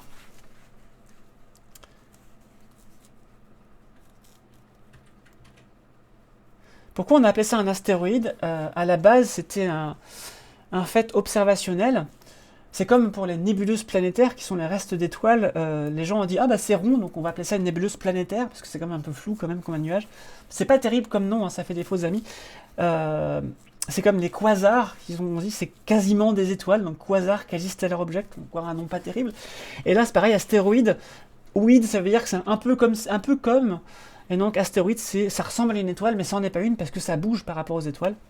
Et c'est moins lumineux qu'une planète. Alors on appelle ça un astéroïde, pas sans sas. Maintenant on sait ce que c'est à l'intérieur, donc on aurait pu trouver un nouveau nom. Peut-être qu'un jour on changera de nom. En tout cas pour l'instant. Voilà. Allez, j'accélère un petit peu parce qu'il se fait tard. La réponse était un corps de forme irrégulière et composé de roches et de métaux. On sépare les astéroïdes des comètes par ce biais-là. Il y a majoritairement des glaces dans les comètes, majoritairement des roches dans les astéroïdes, même si, on verra, hein, des choses intermédiaires sont possibles. Et puis parfois, certains astéroïdes peuvent être capturés par des planètes, mais à ce moment-là, on n'appelle plus ça des astéroïdes, on appelle ça des satellites naturels. Et puis quand ça tombe par terre, quand une roche venue de l'espace, on appelle ça une météorite, et non plus un astéroïde. Donc l'astéroïde, c'est quelque chose qui tourne autour du Soleil, sous forme qui est irrégulière, donc qui n'est pas assez massif pour être une sphère, et qui est composé de roches et de métaux, et souvent d'ailleurs c'est tellement pas assez massif pour être une sphère que les différents cailloux qui sont agglomérés n'ont pas du tout fusionné, parce que c'est pas assez chaud, pas assez massif, donc pas assez chaud en son cœur, et donc il reste des trous. Et on en parlait avec Alice au Pays des Étoiles vendredi dernier, c'est pour ça que certaines comètes sont très peu denses, parce que on pense que c'est simplement des bouts de glace qui sont agglomérés, mais qui n'ont pas fusionné, quoi. Si vous avez un gros cube de la tête de la Terre dans l'espace, eh bien, ce sera suffisamment massif pour être chaud et plus ou moins visqueux à l'intérieur pour que tout se rassemble sous forme d'une sphère. Et c'est en ça qu'on fait la différence, notamment entre un astéroïde et une planète naine. La planète naine, c'est à partir du moment où ça devient sphérique, c'est assez massif pour être sphérique. Voilà. Et j'en ai profité pour vous donner une petite définition, même si vous ne saviez pas. C'est à ça que ça sert. Allez, on passe à la suite. D'où viennent les comètes à courte période ? En effet, on s'est rendu compte qu'il y avait des comètes qui revenaient tous les quelques dizaines d'années ou quelques centaines d'années, et on s'est rendu compte qu'il y avait des comètes qui revenaient jamais. En tout cas, pas suffisamment vite pour que les humains s'en rendent compte. Et c'était deux types de comètes, on a maintenant un troisième type de comètes, des comètes qui simplement ne font que passer à toute vitesse, comme Oumuamua, on en a parlé avec Alice vendredi. Là, du coup, c'est des comètes interstellaires, des comètes qui viennent d'autres systèmes planétaires, qui font que passer. Difficile à observer, du coup, parce qu'il faut les voir à temps. Si on les voit trop tard, c'est trop tard, ils sont partis. C'est ce qui s'est passé pour Oumuamua, on n'a pas eu le temps de bien l'observer, on n'a pas eu le temps d'envoyer une sonde ou quoi que ce soit. Donc on ne peut que spéculer et faire des hypothèses, c'est pas pratique. Maintenant on surveille, maintenant qu'on sait que ça existe. Alors, les comètes de chez nous, bien de chez nous, qui sont à courte période, est-ce que ça vient d'autres systèmes planétaires ? Du coup, vous avez peut-être la réponse. Est-ce que ça vient du nuage de Oort ? Est-ce que ça vient de la ceinture de Kepler ? Est-ce que ça vient de la ceinture de Kuiper ? Je vous ai mis le lien ou pas ? Non, je vous ai pas mis le lien, mais c'est pas bien ça. Voilà, vous avez le lien. Vous pouviez pas voter en fait, c'était pas possible. Voilà, vous avez le lien. Est-ce que ça vient d'ailleurs ? Est-ce que ça vient du nuage d'Oort ? Est-ce que ça vient de la ceinture de Kepler ? Ou de la ceinture de Kuiper ? Kuiper, on m'avait dit l'autre fois. Kuiper, c'est comme ça que ça se dit. C'est un monsieur qui était néerlandais. Kepler, je sais pas. Et Oort non plus. Jan Oort avec 2 A. Johannes Kepler et André, je sais plus. Kuiper.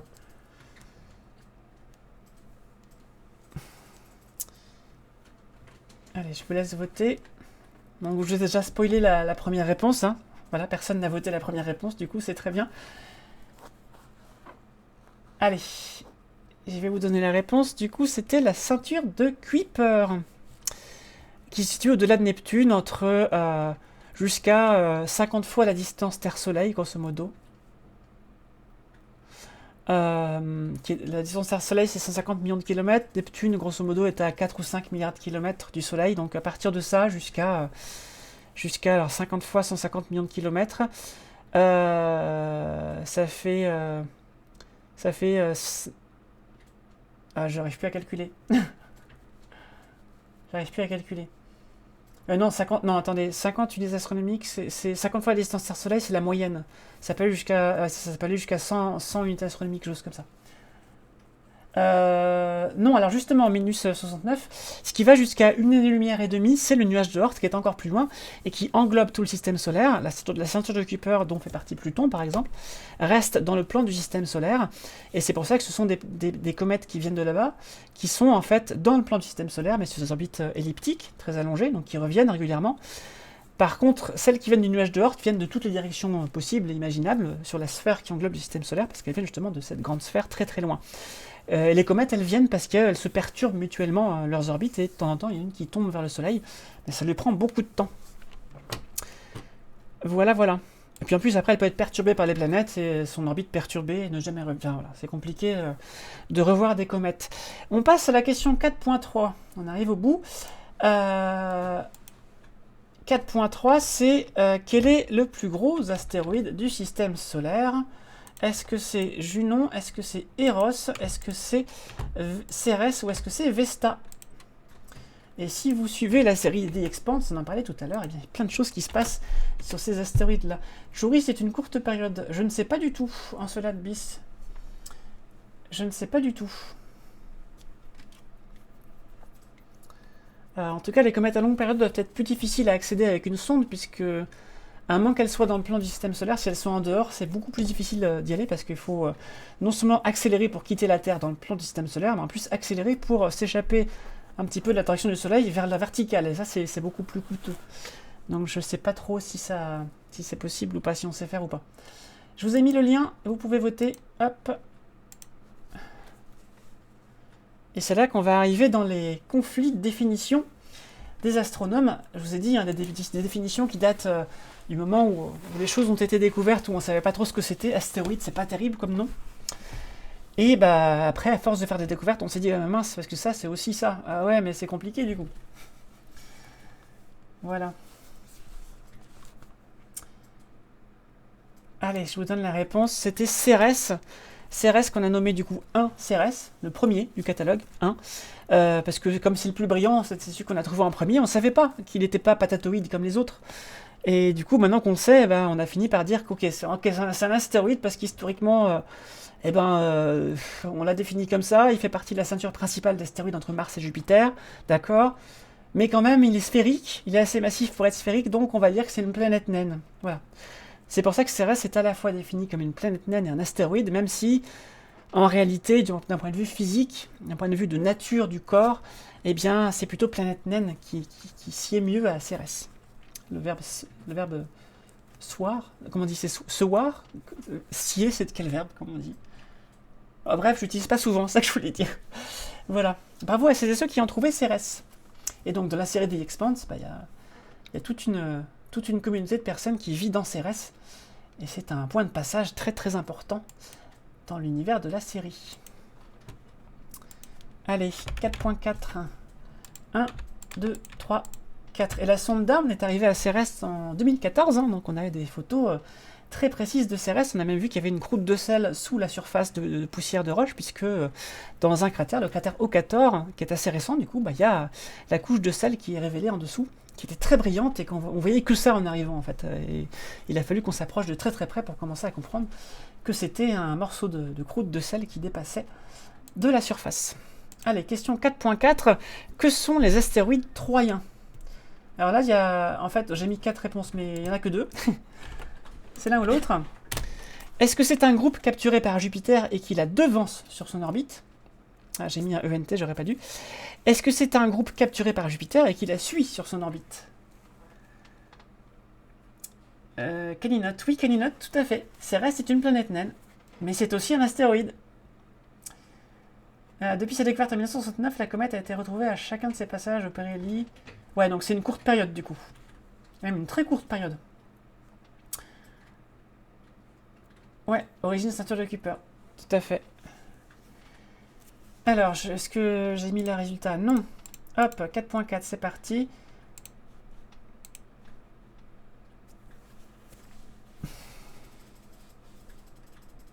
Attendez, du coup, il faut que je vérifie parce que j'ai fait une question piège et je me piège moi-même. Alors, attendez, que je dise pas de bêtises entre les deux.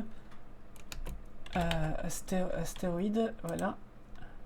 Que je ne me trompe pas.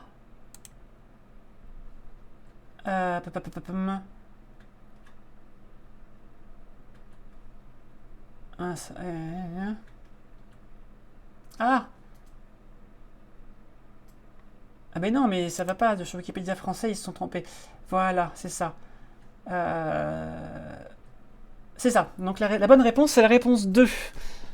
C'est un groupe d'astéroïdes qui a été capturé par Jupiter et qui la suit sur son orbite. Donc ça tourne pas autour, c'est sur un des points de Lagrange de Jupiter. Les points de Lagrange, c'est là où par exemple, où la gravité s'annule entre Jupiter et le Soleil. Donc on peut tourner autour de ce point de Lagrange et rester indéfiniment. On a par exemple pas mal de le satellite, le télescope spatial, comment il s'appelait? L'infrarouge là, Spitzer, qui était sur un des points de Lagrange de la Terre. Et du coup qui était bien placé pour toujours avoir la Terre dans son dos et être tranquille et pas être gêné ni par la Terre ni par le Soleil. Et bien là c'est pareil, il y a des choses qui sont coincées à cet endroit-là autour de Jupiter, et donc sur le point de Lagrange qui précède Jupiter sur son orbite, enfin qui suit Jupiter sur son orbite plutôt, c'est les Troyens, et selon la mythologie, du coup, on a appelé les autres qui sont devant Jupiter. Allez-y, dites-moi dans le chat, comment ils s'appellent les autres à votre avis? Si c'est pas les Troyens, c'est les... Allez-y, dites-moi dans le chat, si c'est pas les Troyens, c'est les... Et pendant ce temps-là, je prépare la question d'après.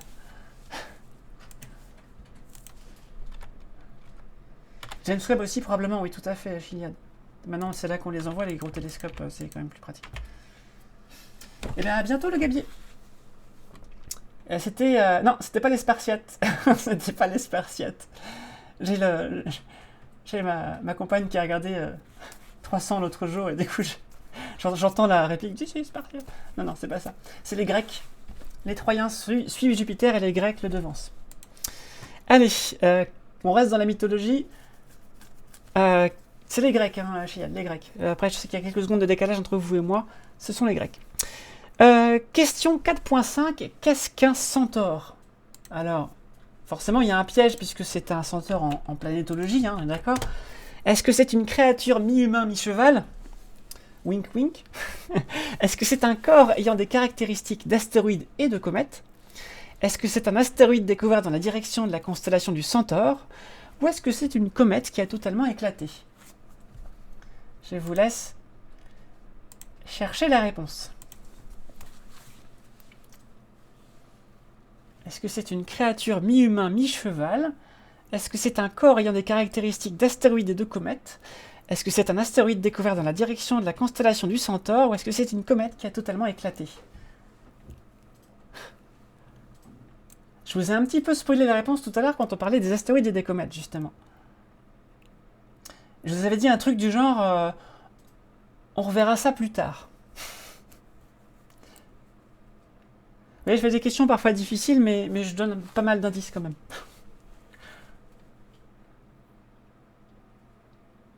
On peut imaginer un centaure, justement, comme la mythologie, un espèce de mélange entre deux choses, entre un humain et un cheval, ou entre la crinière et les cratères des boutons d'un...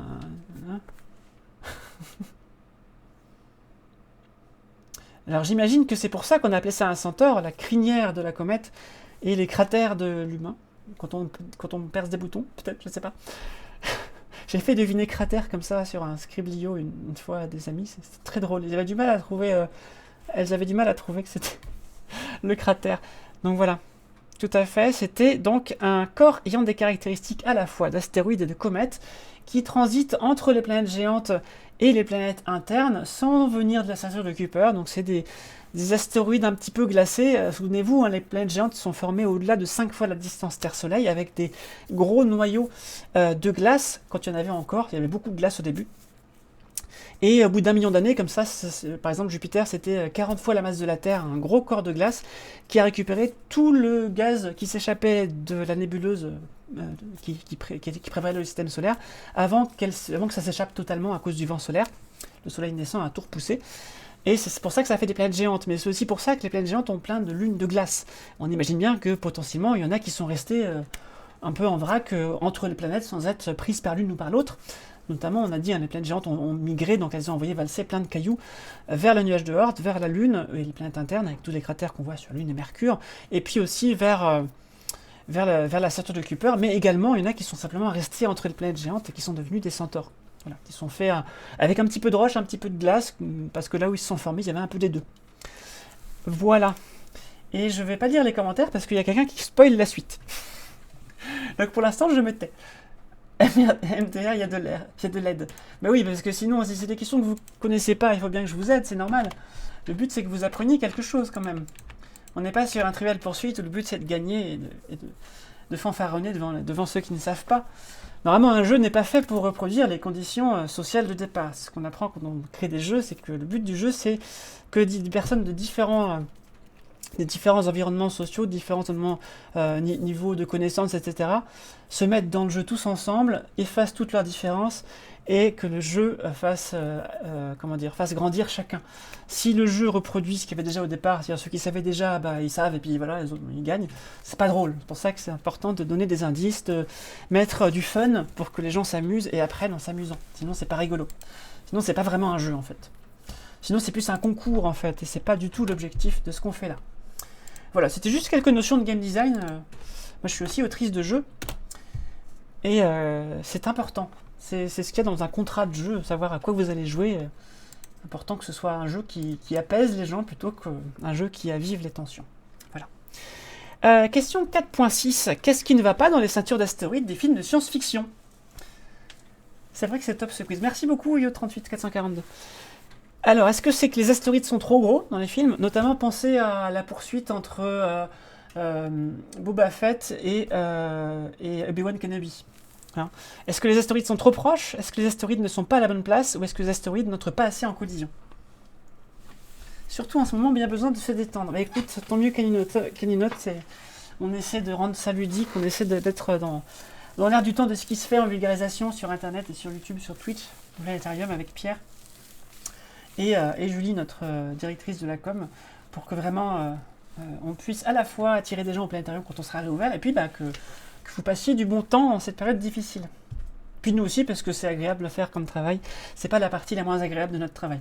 Voilà. Dans chaque travail, il y a des choses plus ou moins agréables, forcément. Et là, je pense que même si c'est très fatigant de faire un live, hein, c'est quand même très, très plaisant. Alors, est-ce que vous trouvez cette réponse-là? Hop. Le live, finalement, c'est plus fatigant qu'une animation en public, puisque l'animation en public, finalement, on déroule notre speech qu'on connaît par cœur, et puis une fois que les gens sont partis, tout ce qu'on a à faire, c'est parler avec le public, gérer notre paillasse si on en a une, voilà. Mais quand on fait un live, en fait, il faut pas qu'il y ait plus de quelques secondes de blanc, parce que sinon c'est très très comment dire, on dit awkward en anglais, très très glauque, très bizarre, très très malaisant, voilà. Et puis pour le public, et puis surtout il faut gérer à la fois, là je gère à la fois le chat, je gère avec mes collègues, je gère les questions sur mon PowerPoint, je gère le Stropole, je gère mon logiciel de montage, et ça fait beaucoup en fait, et donc ça demande beaucoup de, comment dire, d'attention en permanence. Donc c'est vrai que le live, si vous en avez jamais fait, je pense que c'est plus compliqué, peut-être pas plus compliqué, mais plus énergivore, ça demande plus d'attention qu'une animation en présentiel. C'est l'impression que ça me donne en tout cas. Vous connaissez de jeux quiz mobile sur l'astronomie? Je me renseigne des fois que... non, je connais pas. Je connais pas. Si quelqu'un dans le chat peut répondre à Yo38442, moi je connais pas. Oui, donc vous avez trouvé la réponse. Hein. C'est bien que les astéroïdes sont beaucoup trop proches dans les films de science-fiction. Dites-vous bien que s'il y avait une ceinture d'astéroïdes entre Mercure et le Soleil, bon, on imagine que si on prend une certaine quantité... prenons la quantité de la Terre. On prend la Terre, on la décompose en astéroïdes, on met ça entre le Soleil et Mercure, pardon. Ça fera une ceinture assez dense quand même. Hein. On pourrait voyager de l'un à l'autre assez facilement. Par contre, si on la met entre Mars et Jupiter, les distances commencent à être assez grandes, finalement. Et quand on est près d'un astéroïde, on n'en voit pas un autre, à moins que ce soit une lune de l'autre, c'est possible, ça existe. Alors, si vous êtes dans la ceinture de Kuiper, alors là, c'est très compliqué. Là, c'est très compliqué parce que c'est vraiment très, très espacé. Et par exemple, il a fallu attendre 4 ans pour que la sonde New Horizons, qui arrivait à Pluton en 2015, voit un second objet en 2019, à Rocotte. Et là, on réfléchit, les planétologues et les ingénieurs de cette mission réfléchissent à est-ce qu'on a assez de financement et de carburant pour faire un nouveau coup de moteur, le dernier, pour nous mettre sur une orbite de transfert de Hohmann, rappelez-vous, vers un autre objet encore, mais là, ça va prendre encore plus de temps parce que c'est encore plus loin. Voilà. Donc c'est vraiment ça le problème dans les films de SF. Alors, à moins qu'ils traversent des anneaux planétaires, mais bon, c'est pareil, les anneaux planétaires, c'est très fin, donc bon, voilà. Il y a bien des quiz des toiles des mensuels de Alice, mais ce n'est pas une appli en particulier. Un youtubeur a fait une vidéo sur les ceintures d'astéroïdes qui était pas mal. C'était qui, Caninote? Qui c'était? Allez, on passe à la suite. Avant-dernière question de ce quiz. Avant-dernière question. 4.7. En fait, je parle beaucoup pour les explications. Au début, j'avais fait 8 manches, ça rentrait pas. Après, j'en ai fait 5, ça rentrait pas. 4, c'est tout juste. Hein. Ça, c'est un peu long encore. Merci Adrien, à toi qui reste encore pour faire un petit peu de minutes sup. Désolé. C'est l'avant-dernière question. Ça sera plus très long. Le petit astronome, d'accord. Très bien. Alors, question 4.7. Qu'est-ce qu'un objet transneptunien? Est-ce que c'est un transport de fret entre la Terre et Neptune? Vous savez qu'un sur tous les camions de transport, il y a marqué trans quelque chose. Réponse 2. Est-ce que c'est un astéroïde qui traverse l'orbite de Neptune? Question 3, est-ce que c'est un objet glacé évoluant au-delà de Neptune? Ou question 4, est-ce que c'est un satellite naturel de Neptune? Il y a bien évidemment un piège. Un piège de sémantique. Là, il n'y a pas besoin de faire de l'astronomie pour savoir si vous avez... Pardon, excusez-moi. Trans, c'est quoi? C'est latin ou c'est grec? L'un ou l'autre. Voilà, si vous avez fait l'un ou l'autre, eh ben, vous pouvez peut-être trouver la réponse. À moins que ce soit un faux ami, je ne sais pas. Alexandre Astier en parle dans l'exoconférence. Des objets transneptuniens ou des ceintures d'astéroïdes, Marvin EV? N'oubliez pas qu'il y a quelques secondes de décalage entre moi et vous, alors parfois quand vous répondez, je ne sais pas si c'est à ce que j'ai dit il y a 5 secondes ou il y a 10 secondes. C'est compliqué. Alors, ça donne quoi?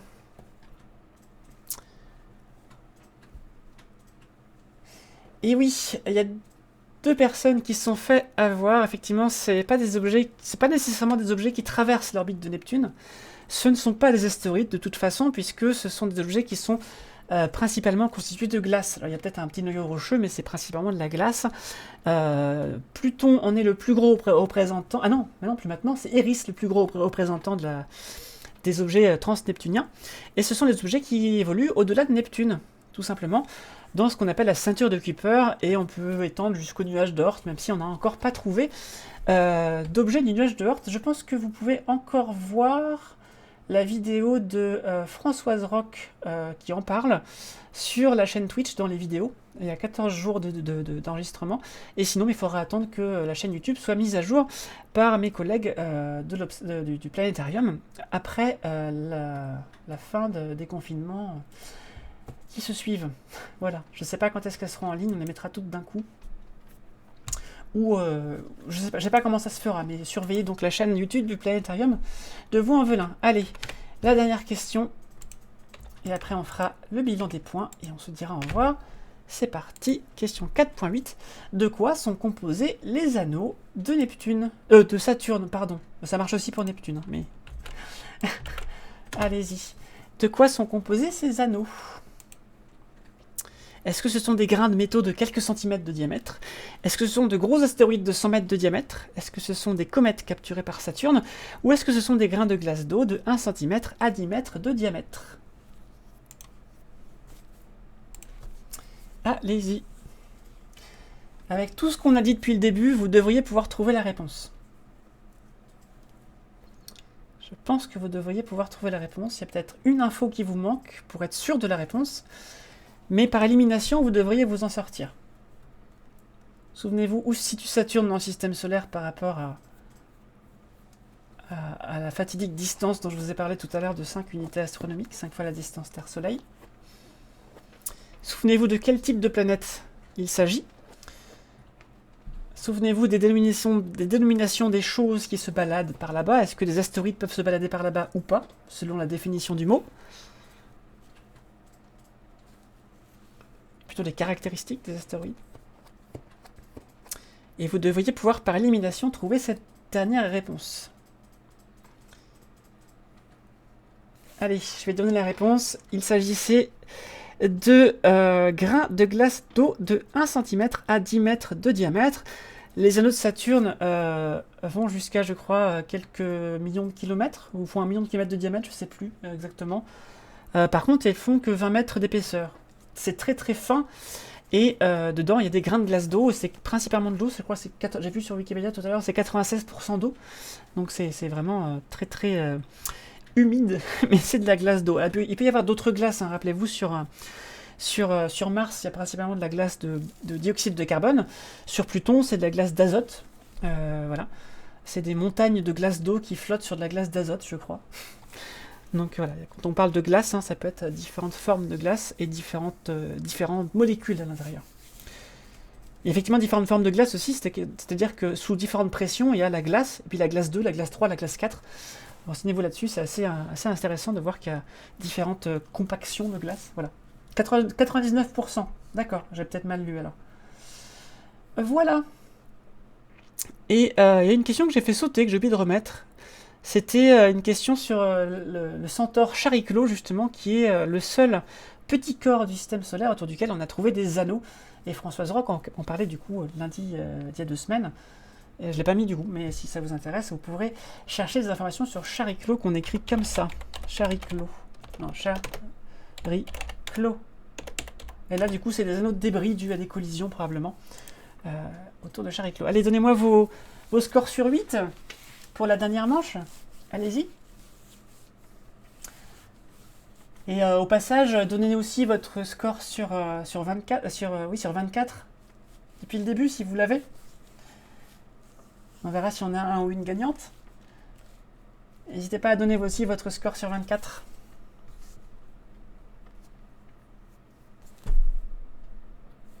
Hop, et du coup, je vais en profiter pour remettre... Est-ce que j'ai...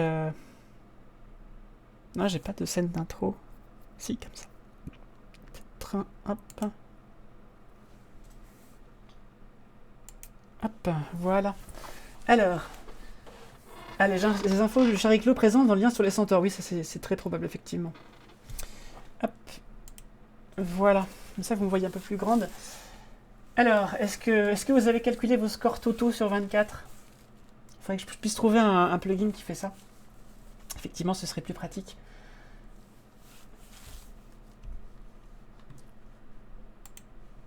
Alors, j'attends vos scores. J'espère que vous êtes toujours là, que ça n'a pas planté, parce que Twitch a des petits problèmes en ce mois de janvier. Oh, le Flugolu, 25 sur 24. Comment ça, 25 sur 24 ? Comment tu as fait pour avoir 25 sur 24 ? C'est très étrange. Ah oui, c'est vrai, c'est 32. Tout à fait, c'était 4 x 8, 32. Et oui, tout à fait. 32. Excusez-moi, j'ai bugué. Non, c'est des scores sur 32, tout à fait. 22 sur 32 pour Marcel 6. Donc 25 sur 32 pour le Flugolu. J'étais très précis. Tu pourrais carrément utiliser Forms, ainsi il y aura un suivi de tous les résultats de chaque personne. Oui, c'est pas faux. Je regarderai ça. 0 sur 32, j'arrive après la bataille. Désolé. Chiliad 26 sur 32. Pour l'instant, c'est Chiliad qui gagne. Toi, t'es hors classement. Pourquoi ? T'as 33 sur 32, Minis ? Adrien ? Je me souviens des 3 dernières, ça me fait 14, après je sais plus. D'accord. 24 sur 32. On a une moyenne autour de 23-24. Ah, oui, bah, Adrien, 31 sur 32, oui. Bah oui, forcément. Adrien triche, il est médiateur scientifique. En astronomie. Ministre les craques.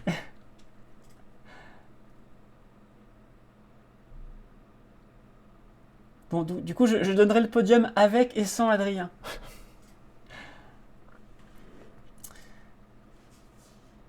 Donc, si je regarde bien ce qui a été dit, c'est Chiliad qui a gagné. Après, c'est le Flugolu. Et ensuite, c'est Encelade Bis. Et bon, après, si on met Adrien, bah bon, c'est Adrien qui a gagné, quoi. Alors, il n'y a rien à gagner, mais c'était juste pour le plaisir de jouer. J'espère que vous avez appris des choses. J'espère que les blagues vous ont plu. Tu viens d'arriver. Ah, d'accord, t'as pas joué. Bon, du coup, il n'est pas deuxième. Du coup, le deuxième, c'est Encelade et le troisième, c'est Yo 38442. Super, en tout cas, merci, ça mérite une revanche. D'accord, merci à vous. Euh, et du coup, je note l'idée de Space Engine ou Universe Sandbox pour une prochaine session.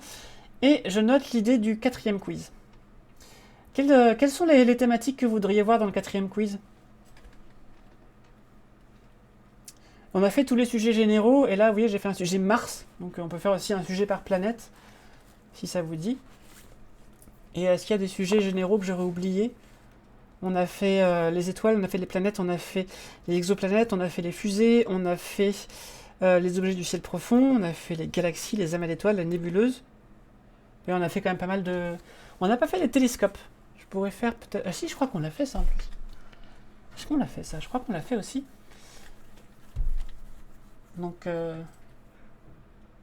Difficulté... Ouais, on pourrait faire le voyage interstellaire, ouais. On pourrait faire le voyage interstellaire. Interplanétaire. Bah on peut faire, oui, on peut faire quelque chose sur les sondes interplanétaires. C'est tout à fait possible, le flux golu, tout à fait. Alors la physique quantique, après on sort un petit peu de l'astronomie. Et j'avoue que la physique quantique, ça remonte à loin pour moi. Ça remonte au master. Et c'était il y a 12 ans. J'en ai pas refait depuis. Donc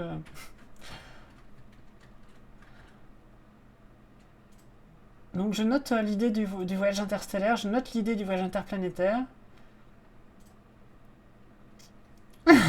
La classification des objets transneptuniens en fonction de leur résonance orbitale. Là, tu vas perdre tout le monde, là. Cosmologie, astrobiologie, constellation. Alors pour la cosmologie, d'accord. J'y connais pas grand-chose en cosmologie. C'est pas ma spécialité, mais je peux essayer. Astrobiologie, oui, tout à fait. Intéressant. Constellation. Je crois qu'on a déjà fait constellation. Mais on peut en faire, il y en a beaucoup. Hein. N'hésitez pas hein, si vous avez d'autres idées. Et je piocherai un petit peu dedans, et puis un petit peu dans les idées de mes collègues ou des miennes. En tous les cas, je vous dis à vendredi. La France dans l'espace, dans l'histoire. Ah, pourquoi pas, si tu veux un truc bien français, on peut faire ça, c'est possible. On a fait 17 aujourd'hui quand même, hein, c'est important.